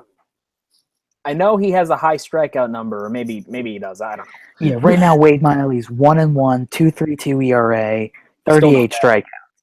Yeah, no, that's actually very good because I mean, of course, the argument for a few years now, pretty much ever since Brian Kenny joined MLB Network, is how valuable is the win? And the answer is, to a starting pitcher, not very. I mean, yeah, it looks good like on a contract when you're come contract time, but as long as the team gets the win, that's really all that matters. It's good when you're Clayton Kershaw and you're going 22-4. Yeah, it's good when you're contending for and even then not necessarily, because keep in mind when Felix Hernandez won his Cy Young, his win total was not that great, but his ERA was low. And there was 1 year too with Kershaw. Kershaw, I believe, won 3 Cy Youngs. One of his Cy Young awards, his win total was not high. Yeah, so just because a pitcher has like a low win total doesn't necessarily mean he's a bad pitcher by any means. Look at Rick Porcello last year. I mean, a lot of those wins weren't his. And yet yes, I was going to say Cy Young Award winner Rick Porcello. Yes. So, but yeah, I mean, and the Red Sox, who I think we had pretty much as our American League champions in our preview show, I mean, yeah, they're only 2.5 back, but it's kind of weird not seeing them at the top right now. And that's even the point that I made earlier about the Cubs is even though they're in it, they're not dominating as much as I thought they would be. The same goes with the Red Sox. Like the Red Sox are 13 and 12. Well, did they play today? I don't know.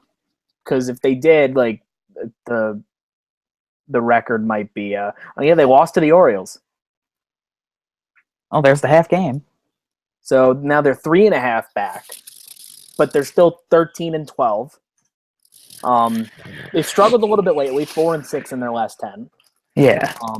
But that's every team. Every team has those hills and valleys. They should at least, yes. I mean, look at the Royals. They're 1 and 9 in their last 10, but we'll get to them in a few. Yeah. Looking at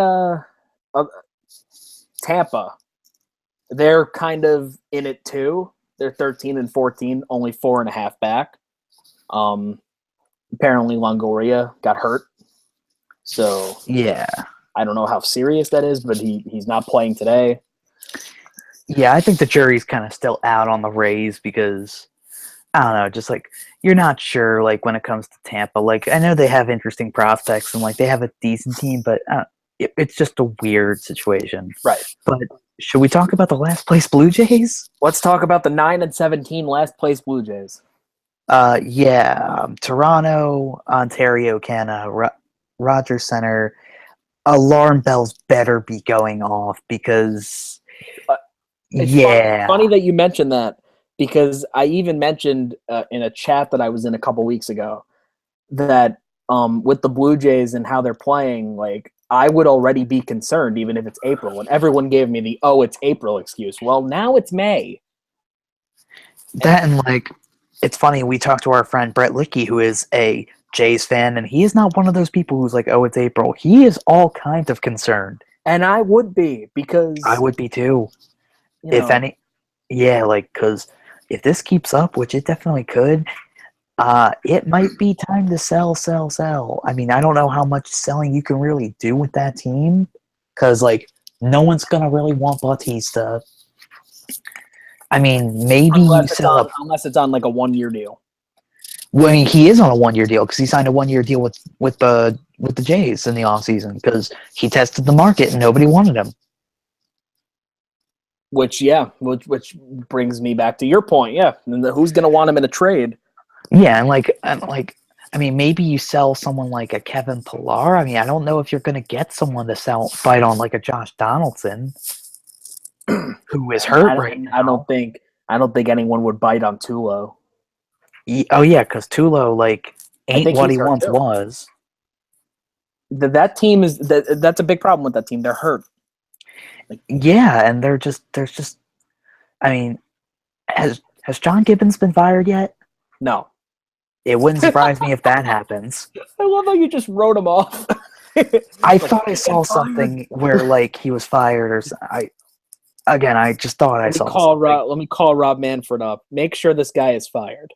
But I mean, this is gonna be interesting to see if this pretty much collapse continues. I mean, I don't know if anyone really had them winning the division except Matt Vasgersian, who for some reason has them as his World Series pick. I love Matt Vasgersian, but that's a big question mark. Dude, just yeah, stop. Those are the same people. Maybe if a team needs a DH, you sell Kendrys Morales or Justin Smoke. And honestly, and even though the Royals were the team that got rid of Morales, that team needs offense. Well, we'll get to the Royals in a second, but I'm sorry, I'm watching the Phillies game, and I just crack up because I love that Joe Madden is the only manager with enough stones in Major League Baseball to wear his full uniform, a hoodie, and instead of wearing the normal cap, wears a beanie. Oh, I love that. Oh, I love Joe Madden so much. He was like the only manager that advocated for that. Oh yeah, like, say what you will about like the weird, like kooky, like dress codes on road trips that they do. Like you can love it or hate it, but Joe Madden is the ultimate player's manager. Right. Like, you can't help but look at what he does and think like, wow, like I'd want to play for that guy. So anyway, so let's get to the AL Central, and should we start at the bottom?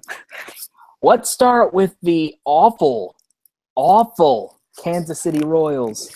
Okay, speaking of sell, here it is. Like, I mean, we in talked live and in living color.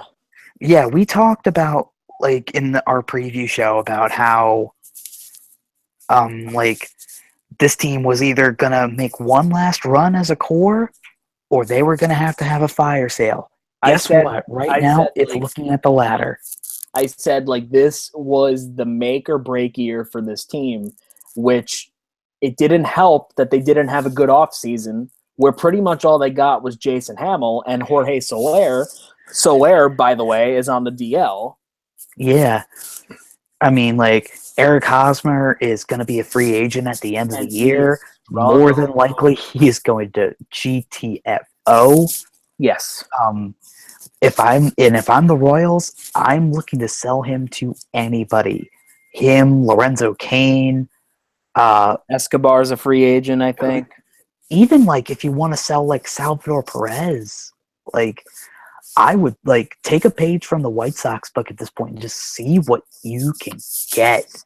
Because if they all, like, if a couple of those key pieces walk and you get nothing, your franchise is going to be right back in the dirt where it was, like, 5 years ago. And honestly, the I think 4 of their lineup pieces are free agents at the end of this year. Ned Yost, this is his last year of contract. Oh, yeah, I think if they just continue to fall, I think Ned Yost just doesn't bother. Right, and I'm looking at the American League batting average standings. The Texas Rangers have a 220 team average. The Royals have a 210. Yeah, like they're worse than the Mets. The Mets are the worst in the NL, and the Royals are the worst in baseball. Yeah, I mean, we talked about Toronto being in panic mode. Yeah, Kansas City should be in panic mode. Right. And like I said, I didn't have them as World Series winners. I had them as winning record, in contention, maybe a wild card spot, maybe. Yeah, they have a 500. I mean, this might need to be updated because I think Google's standings are a little. Maybe they're a game behind, or like a lot of games are obviously concluding today. But according to this, they're 7-16, 500 at home, 5-5, 2-11 on the road. Mm-hmm. Like, and they're 1-9 in their last 10. They won. I think they won today. They're 8. Yeah, like that's a ship that needs to get righted and righted soon. Otherwise, if I'm the Royals GM, I'm calling up teams that need a bat and say, hey, what are you going to give me for Eric Hosmer? What are you going to give me for Lorenzo Cain? Et cetera, et cetera. I mean, hell, even Alex Gordon, who has been a Royal through thick and thin, like... See, I don't think he goes.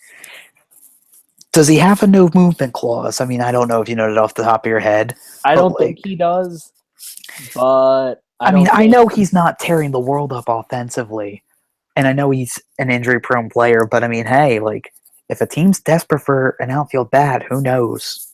Mm. But and the Royals, though, there is one standout player that I wanted to mention. Of all people, it's Jason Vargas. Jason Vargas is one of those weird pitchers that, like, he'll find a way to stay relevant. He'll find a way to be, like, worth note, you know what I mean? Right. And he's 3-1, a 1.40 ERA. I mean, there's a piece for you to sell right there. Exactly. 28 strikeouts in 25 innings, a whip under 1. Oh yeah, if I'm the New York Yankees, I'm the New York Yankees or someone like that, and I need, like, maybe not an ace, but a good, like, supplemental piece, yeah, the Royals are my first call right now, and Jason Vargas is who I'm asking about. Or hey, if the Royals somehow do make it into contention and their offense is still struggling, trade Vargas away for some offense. Yeah. Your pitching staff's not that great, even with him. But if you have offense to carry it, to carry your team, like, you should be fine. Because the American League philosophy is pretty much offense, offense, offense. The Royals are not following that this year. Yeah. So the Royals are what they are. Tigers are 500 right now.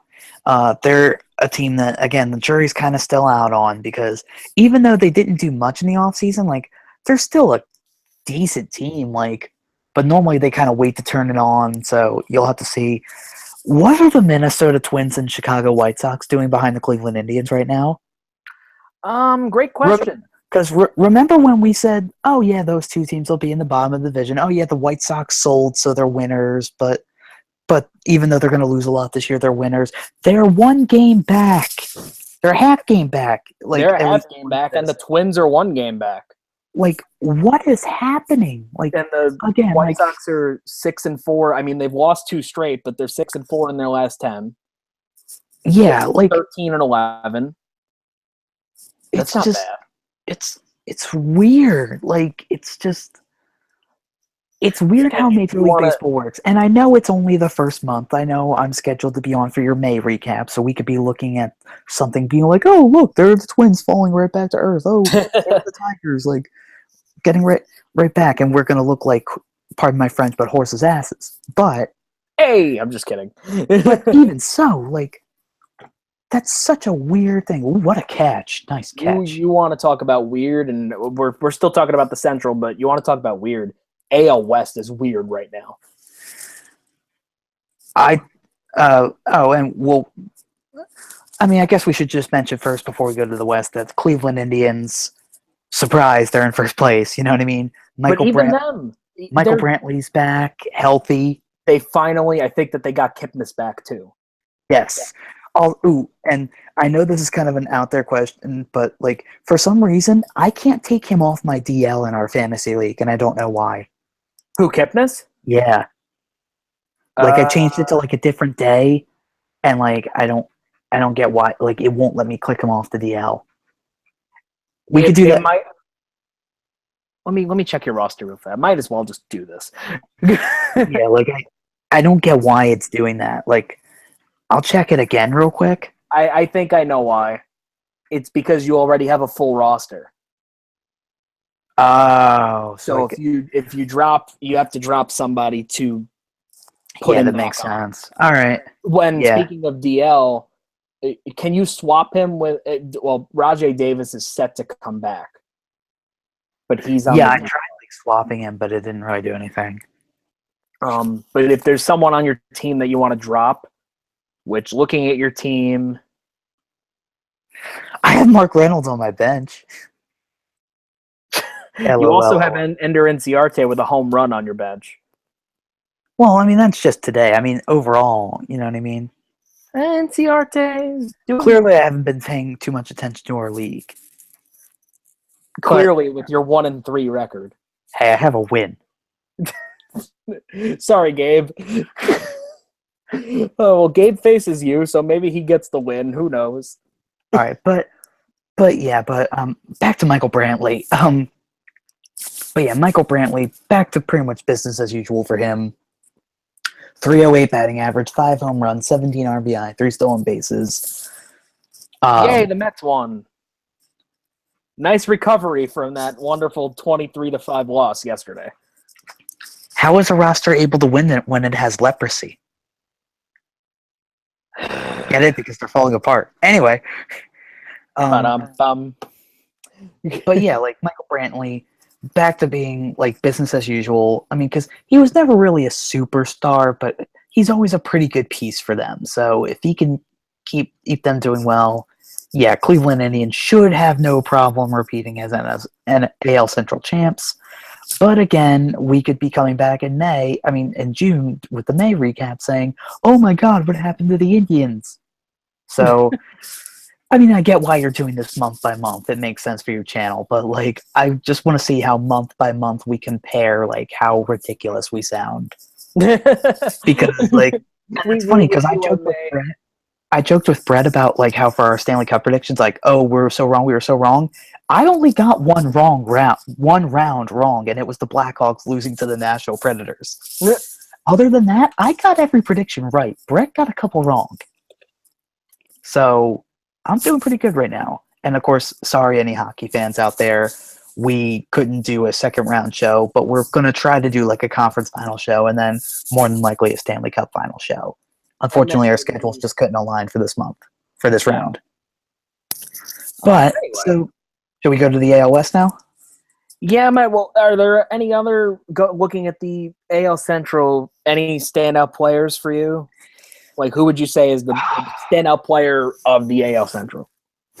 Ooh, yeah, see, I gotta like, I mean, I guess for continuity's sake, I guess it would be Brantley, just because I just brought him up, and like, honestly, like, because the AL Central is a weird division in that, like, it's pretty much more of a team-driven division than a player division, if that makes sense. You know what I mean? Where, Right, yeah. It's more like, all right, the Indians are doing well, rather than like, oh, like Jason Kipnis is tearing the cover off the ball. Mm-hmm. So, but, I mean, it's good to see that Michael Brantley is back from injury and back to normal. You know what I mean? Or at least it seems that he's back to normal. For me, that was a big concern. For me, I got to go with Avisail Garcia from the White Sox. 368, 5 home runs, 20 RBIs. He's pretty much the White Sox big offensive piece that they have. I remember the one game, and I don't remember if it happened again, the one game the White Sox had where their entire outfield's last name was Garcia. Yes! That's awesome. That was awesome. But Avisail Garcia is definitely breaking out. If he stays healthy, he can be good for the White Sox down the stretch. Hey, good for the White Sox for staying in it. Yeah. I mean, if they keep this up all year after selling like some of their biggest pieces, like their front office deserves to be knighted. Maybe no one gets Quintana at that point. Yeah, if they're in a good enough spot in July, they might say, you know what? No, we're keeping Quintana. You know what? Let's cross that bridge when we get to it. Yes. Let's get to the even weirder AL West, because I say weirder because I went into this season thinking that this was going to be a 3-team race, and it's right now a 2-team race, and one of the teams I didn't really expect to be in it. I told you not to sleep on the Los Angeles Angels. Yeah, you did tell me that. Of Anaheim. I mean, I wasn't projecting them to be in the top 3 of this division, but I mean, because again, I mean, obviously, newsflash, they have number 27 with Trout on his back in center field, who's he's going to be an MVP candidate until he somewhat retires, and even then, like, I won't be convinced that he won't come back and win MVP. Who's Mike Trout? Shut up. I'm kidding. If anyone says that, oh my god. But like, they also have some other like key pieces too. Like, I mean, like, let me look up Danny Espinosa's stats, because like he's sub 200. Oh, is he really? Yeah, that's what I really expected out of him. Like, he's a low average pop guy. Yeah, like, I'm looking to see, like, I mean, like, CJ Cron hasn't really done anything. Like, this is another thing where, like, for some reason, like, I'm trying to look up, like, who's doing what for the Los Angeles Angels, and... Let me look at... Wait. I gotta look at their pitching totals. All right, so on I'm on Baseball Reference right now, and they do a top 12 player list. So you highlight the player, and it says their name and what their WAR is. So obviously, number 1 is Mike Trout with a 2.1 WAR. The next player is Andeltron Simmons with a 0.7 WAR. Jesus. Can you say drop off? But yeah, I mean, Simmons, not a bad batting average. I mean, 284 batting average, 3 home runs, 7 RBI. Obviously, he's more of a defensive guy. Like, he's a wizard at shortstop. But I mean, if I mean, you know this team is always going to be Mike Trout saying, "Hey guys, follow my lead," and they go, "Okay." Right. So, but yeah, which I mean, just makes them all the more weird. It's just a shame that that their pitching staff's not great, obviously. But the one piece that they had, Tyler Skaggs, is now going to be out for 8 to 10 weeks. Yeah, and now their ace is by default Ricky Nolasco. Yeah, although how's Matt Shoemaker been doing? Not well. It's Not that weird well. how that works. Like, I don't know. He's 25 strikeouts, but a high 4 ERA, getting close to a 5, 1-1. Shoemaker takes a little bit to get going, but the Angels just, I really don't have faith in them going forward. But hey, they're in second place. Yeah, and then Rangers in third, only 2 games behind them. Oakland Athletics are 11-14. Again, at least according to this, you have the more updated standings. Yeah, but both the A's and the Rangers are 11-14, 5 back. And so remember in the preview podcast when you and I had the Mariners pretty much winning this division? We never said that ever. I think we could find video evidence that says we did. Nope, I'm deleting the video as we speak. The video that you said earlier was going to be in the description. It's now going to be in the garbage.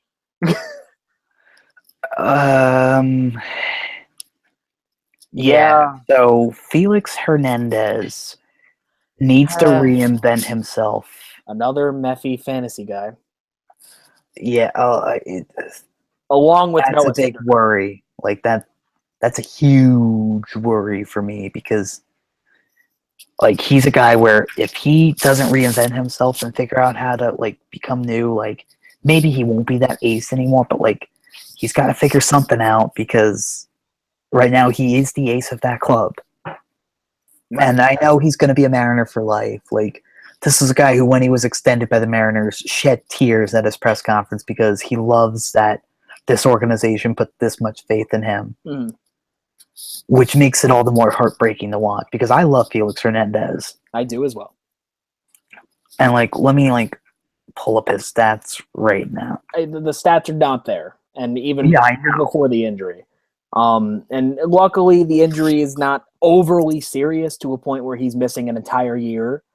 But hopefully, this injury, he gets through it and he starts reinventing himself, like you said, because Felix is still a good pitcher.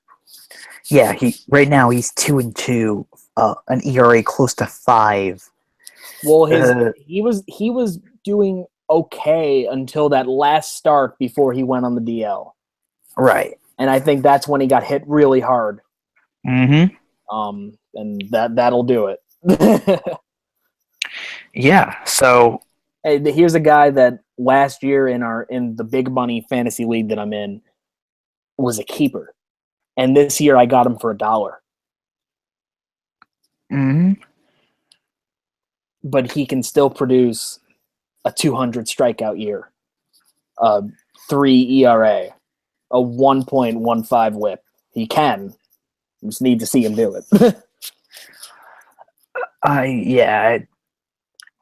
I'm beside myself on this Mariners team right now. Like, they have obviously all the potential to turn around. They have all the star power. Yeah, something's just not right. And again, it is like I know obviously today is May 1, but like the season is only a month old. Like that's why baseball, like I know the cliche is it's a long season, but it is. Like it surprise. is, yeah. Like you've got to be able to like let things like see it really around like late May, early June is when you see like okay, like these are the contenders and these are the pretenders for the most part. So, I mean, again, who knows? We could come back doing our May recap in June, and the Mariners could be close to first place. Yeah, or they could be in first place. Who knows? Yeah, because, I mean, the Houston Astros right now are just business as usual. Because, I mean, when you got Jose Altuve, George Springer, and all that just going for you, have at it. Like, Yeah, Carlos Beltran. I had them winning the division, the Astros, and so far they are. Yeah. I had the Mariners in second, and then the Rangers in third, and the Rangers just offensively have not been able to get it going. They're missing Adrian Beltre, which is not good because Oh yeah, they're although he's the like face of the team. when Joey Gallo makes contact on the ball, he hits it 400 feet. Correct. However, he strikes out a lot. Yes, Such is the case for pretty much any power hitter. and he's still a guy without a position. He's really only playing third because Beltre's hurt. Oh yeah, well, I mean, I don't see Mike Napoli being their past this year, so it wouldn't surprise me if he becomes their first baseman. Or I mean, if when Adrian Belcher retires too, he's their third baseman. So he's waiting in the wings. I wouldn't be surprised if Mike Napoli got designated for assignment. He's not doing well. Which is a shame because he was pretty much the cult hero last year for the Cleveland Indians. He had the year of his life last year. Career high in home runs and RBIs. Like, nuts. Yeah, I mean, hashtag party at Napoli's. So, I mean, again, April and, beginning of May is always weird for baseball. Like, it's always perplexing where certain teams will be certain ways. And a lot of people also fail to realize, like, in some areas of the country, in April, the weather's cold. Like, that's what happened. If you're in Colorado last year. If you're in Colorado or Detroit or Minnesota, like if you're there, if you're struggling, it's because the temperatures aren't warmed up yet. But once the weather warmed up in Detroit, Upton exploded. Oh yeah, Upton caught fire. 20 home runs after the All-Star break. Yeah, because I mean, keep in mind where he played, like all those destinations before, or Detroit. Like he played in Atlanta, he played in Arizona, like places where, oh yeah, it's warm all year round or close to it. Right. So and I mean, because we know baseball's a warm weather sport. So, the standout player of the division? Could I cheat and say Mike Trout? I'm kidding. Okay, other than him. Oh, jeez. Again, and this is me partially being unprepared for this. Like, that's fine. I honestly, I really couldn't tell you. I mean, I'm Googling I'm looking up names in like Baseball Reference right now. But like, I'm sure like Jose Altuve, surprise, he's hitting 326. You know what I mean? Like, not exactly. Well, like, one of my standout players is Mitch Haniger. The legend of Mitch Haniger. Yes, he's on the DL, but 342 batting average. 4 home runs, 16 RBIs, stole a couple bases. OPS of 1.054. I mean, rookie season, he's certainly breaking out. That he's been one of the Mariners' best hitters, and it's a shame that he's on the disabled list now, but I don't think it's going to be that long, which is good. Yeah. But he kind of came out of nowhere. Yeah, and it's always good when, again, those come out of nowhere stories happen. Right. But he's definitely one of them for me.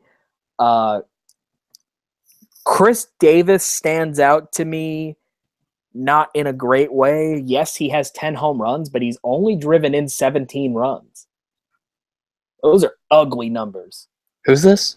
Chris Davis of the A's. Chris with a K Davis. Yes. I mean, it's the Oakland A's. It is the Oakland A's. They're not really going to score runs. They're not really going to do anything. Pretty much. And they just got Sonny Gray back today. Yeah, I mean, like, what? I mean, maybe they make, like, because, like, there really aren't much offensive pieces there. You know what I mean? Right. Their pitching is kind of meh. I mean, their main highlight is that they're finally going to find a new site to build a new stadium. Thank God. Yeah. That stadium's awful. I mean, and I think it was made easier once the Raiders decided they were moving to Las Vegas. Even better. Yeah, so like they could finally say, okay, we're finding a new site. We're going to build a new stadium. We'll suffer through a couple more years of the Coliseum, and then we'll finally move to a better ballpark, a baseball-only ballpark. So we'll see.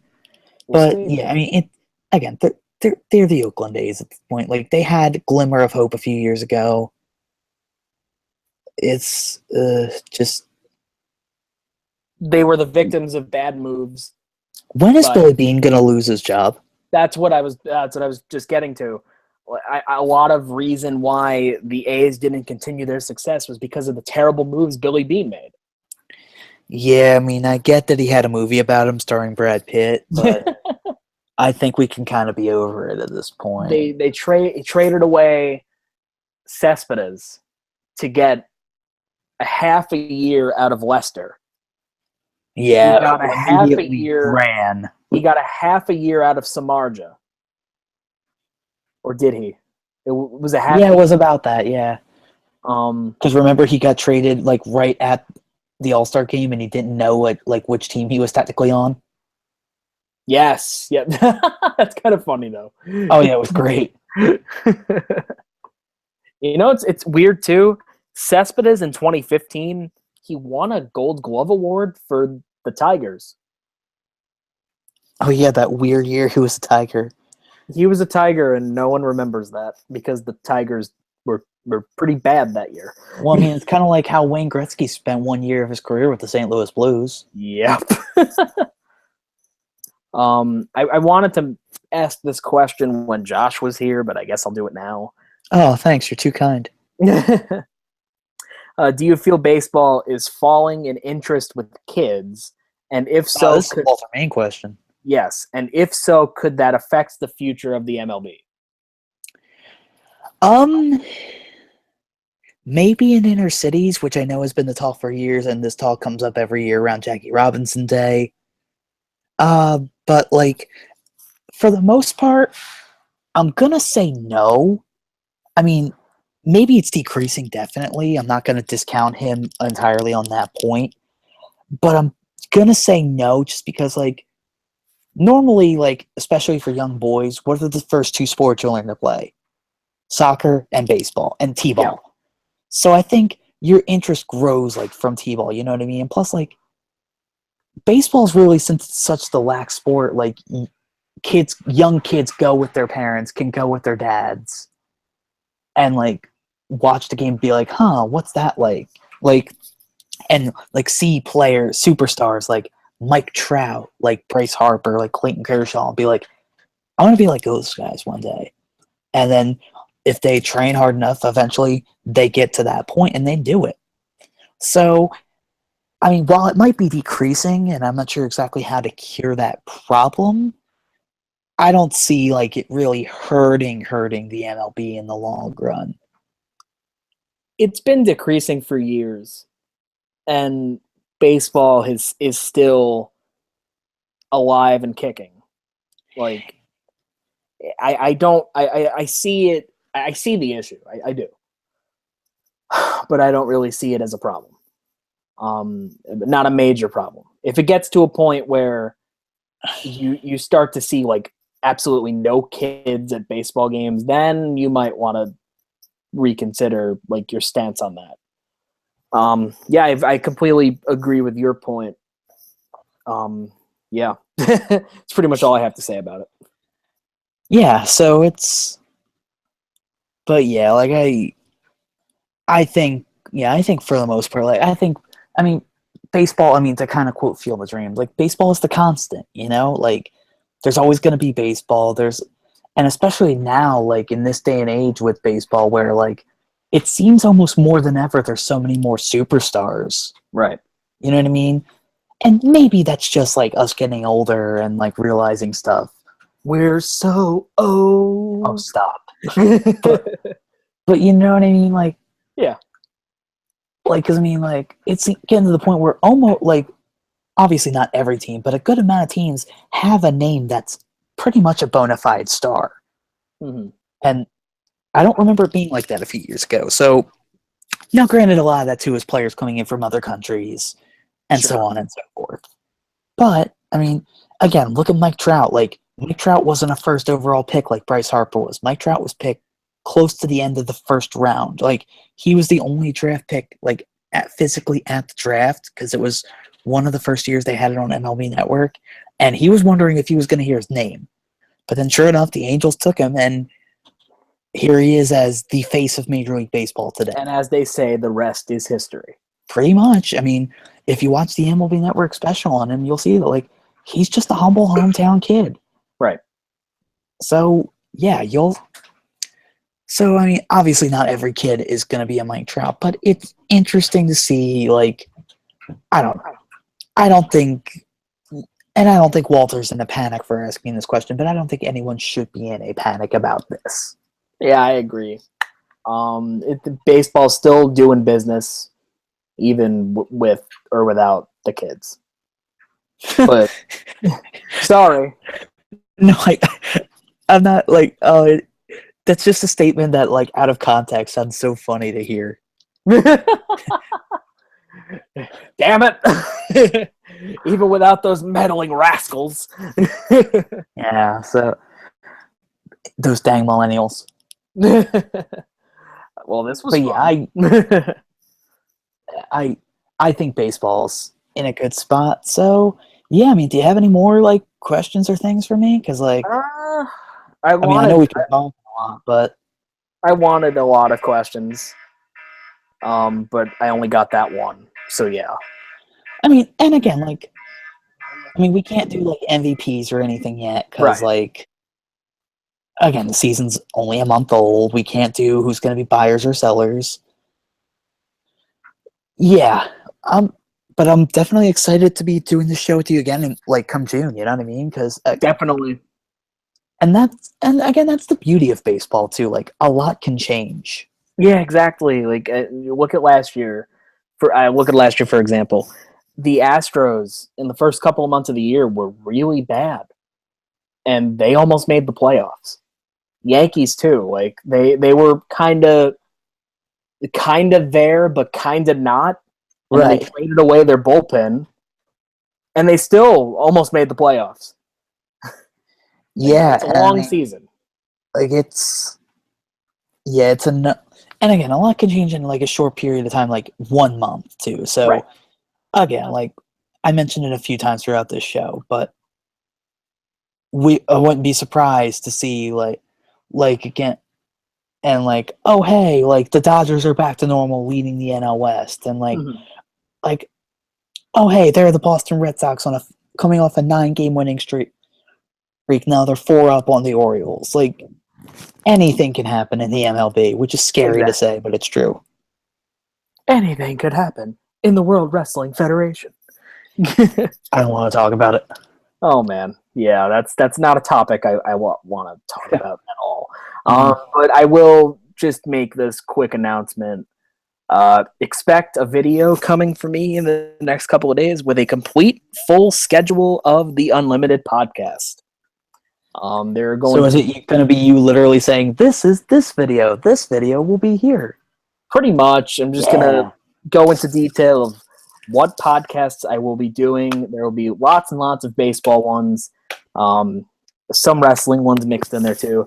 I will say though that I was supposed to do a podcast this Wednesday for the Payback review. It has been canceled, and the reason why is because I didn't watch Payback, and I don't want to watch Payback. So there we go. There will probably be there will be podcasts for the next Backlash. Yeah, that's it. They will be done by Walter Mann because I know, so thrilling.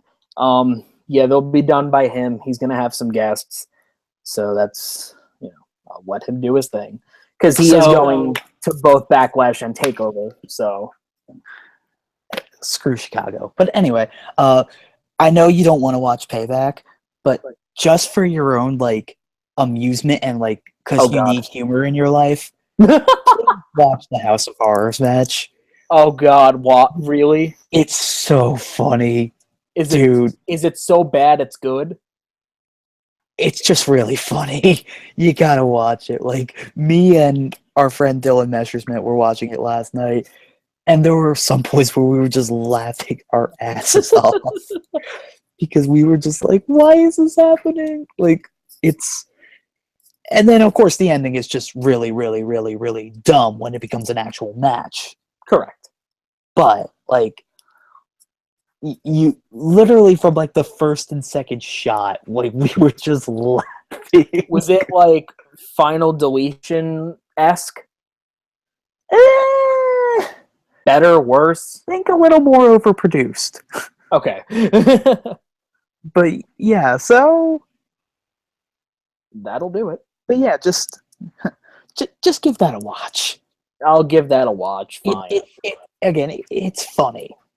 If anyone like Walter or anyone, or I don't really care, who wants to review Payback on this channel, please do it. I don't want to. I don't You care. know Walter will do it. Yeah, probably. And he'll say how everything was great, even though everything was not great. Anyway. I was gonna say, let's end this now before it gets worse. Yeah, let's not talk about wrestling ever. But thank you, Tyler. Thank you for yet again allowing me to like almost Money in the Bank-esque just come on to the show. Well, I figured like Josh couldn't stay the whole time, so I figured let's have him do half, and then the other half we'll see what happens. And I didn't want to do it myself, and and I was gonna say, for like me, like not really doing too much research because obviously I didn't know I was gonna be on. I think we had some pretty good discussion. Yes, we did. Alrighty. Thank you, Tyler. Thank you, Josh. Thank you for whoever listens. Thank you for whoever subscribes, likes, dislikes, comments, whatever the case may be. I'm Matt from Unlimited. You have watched the Unlimited Podcast.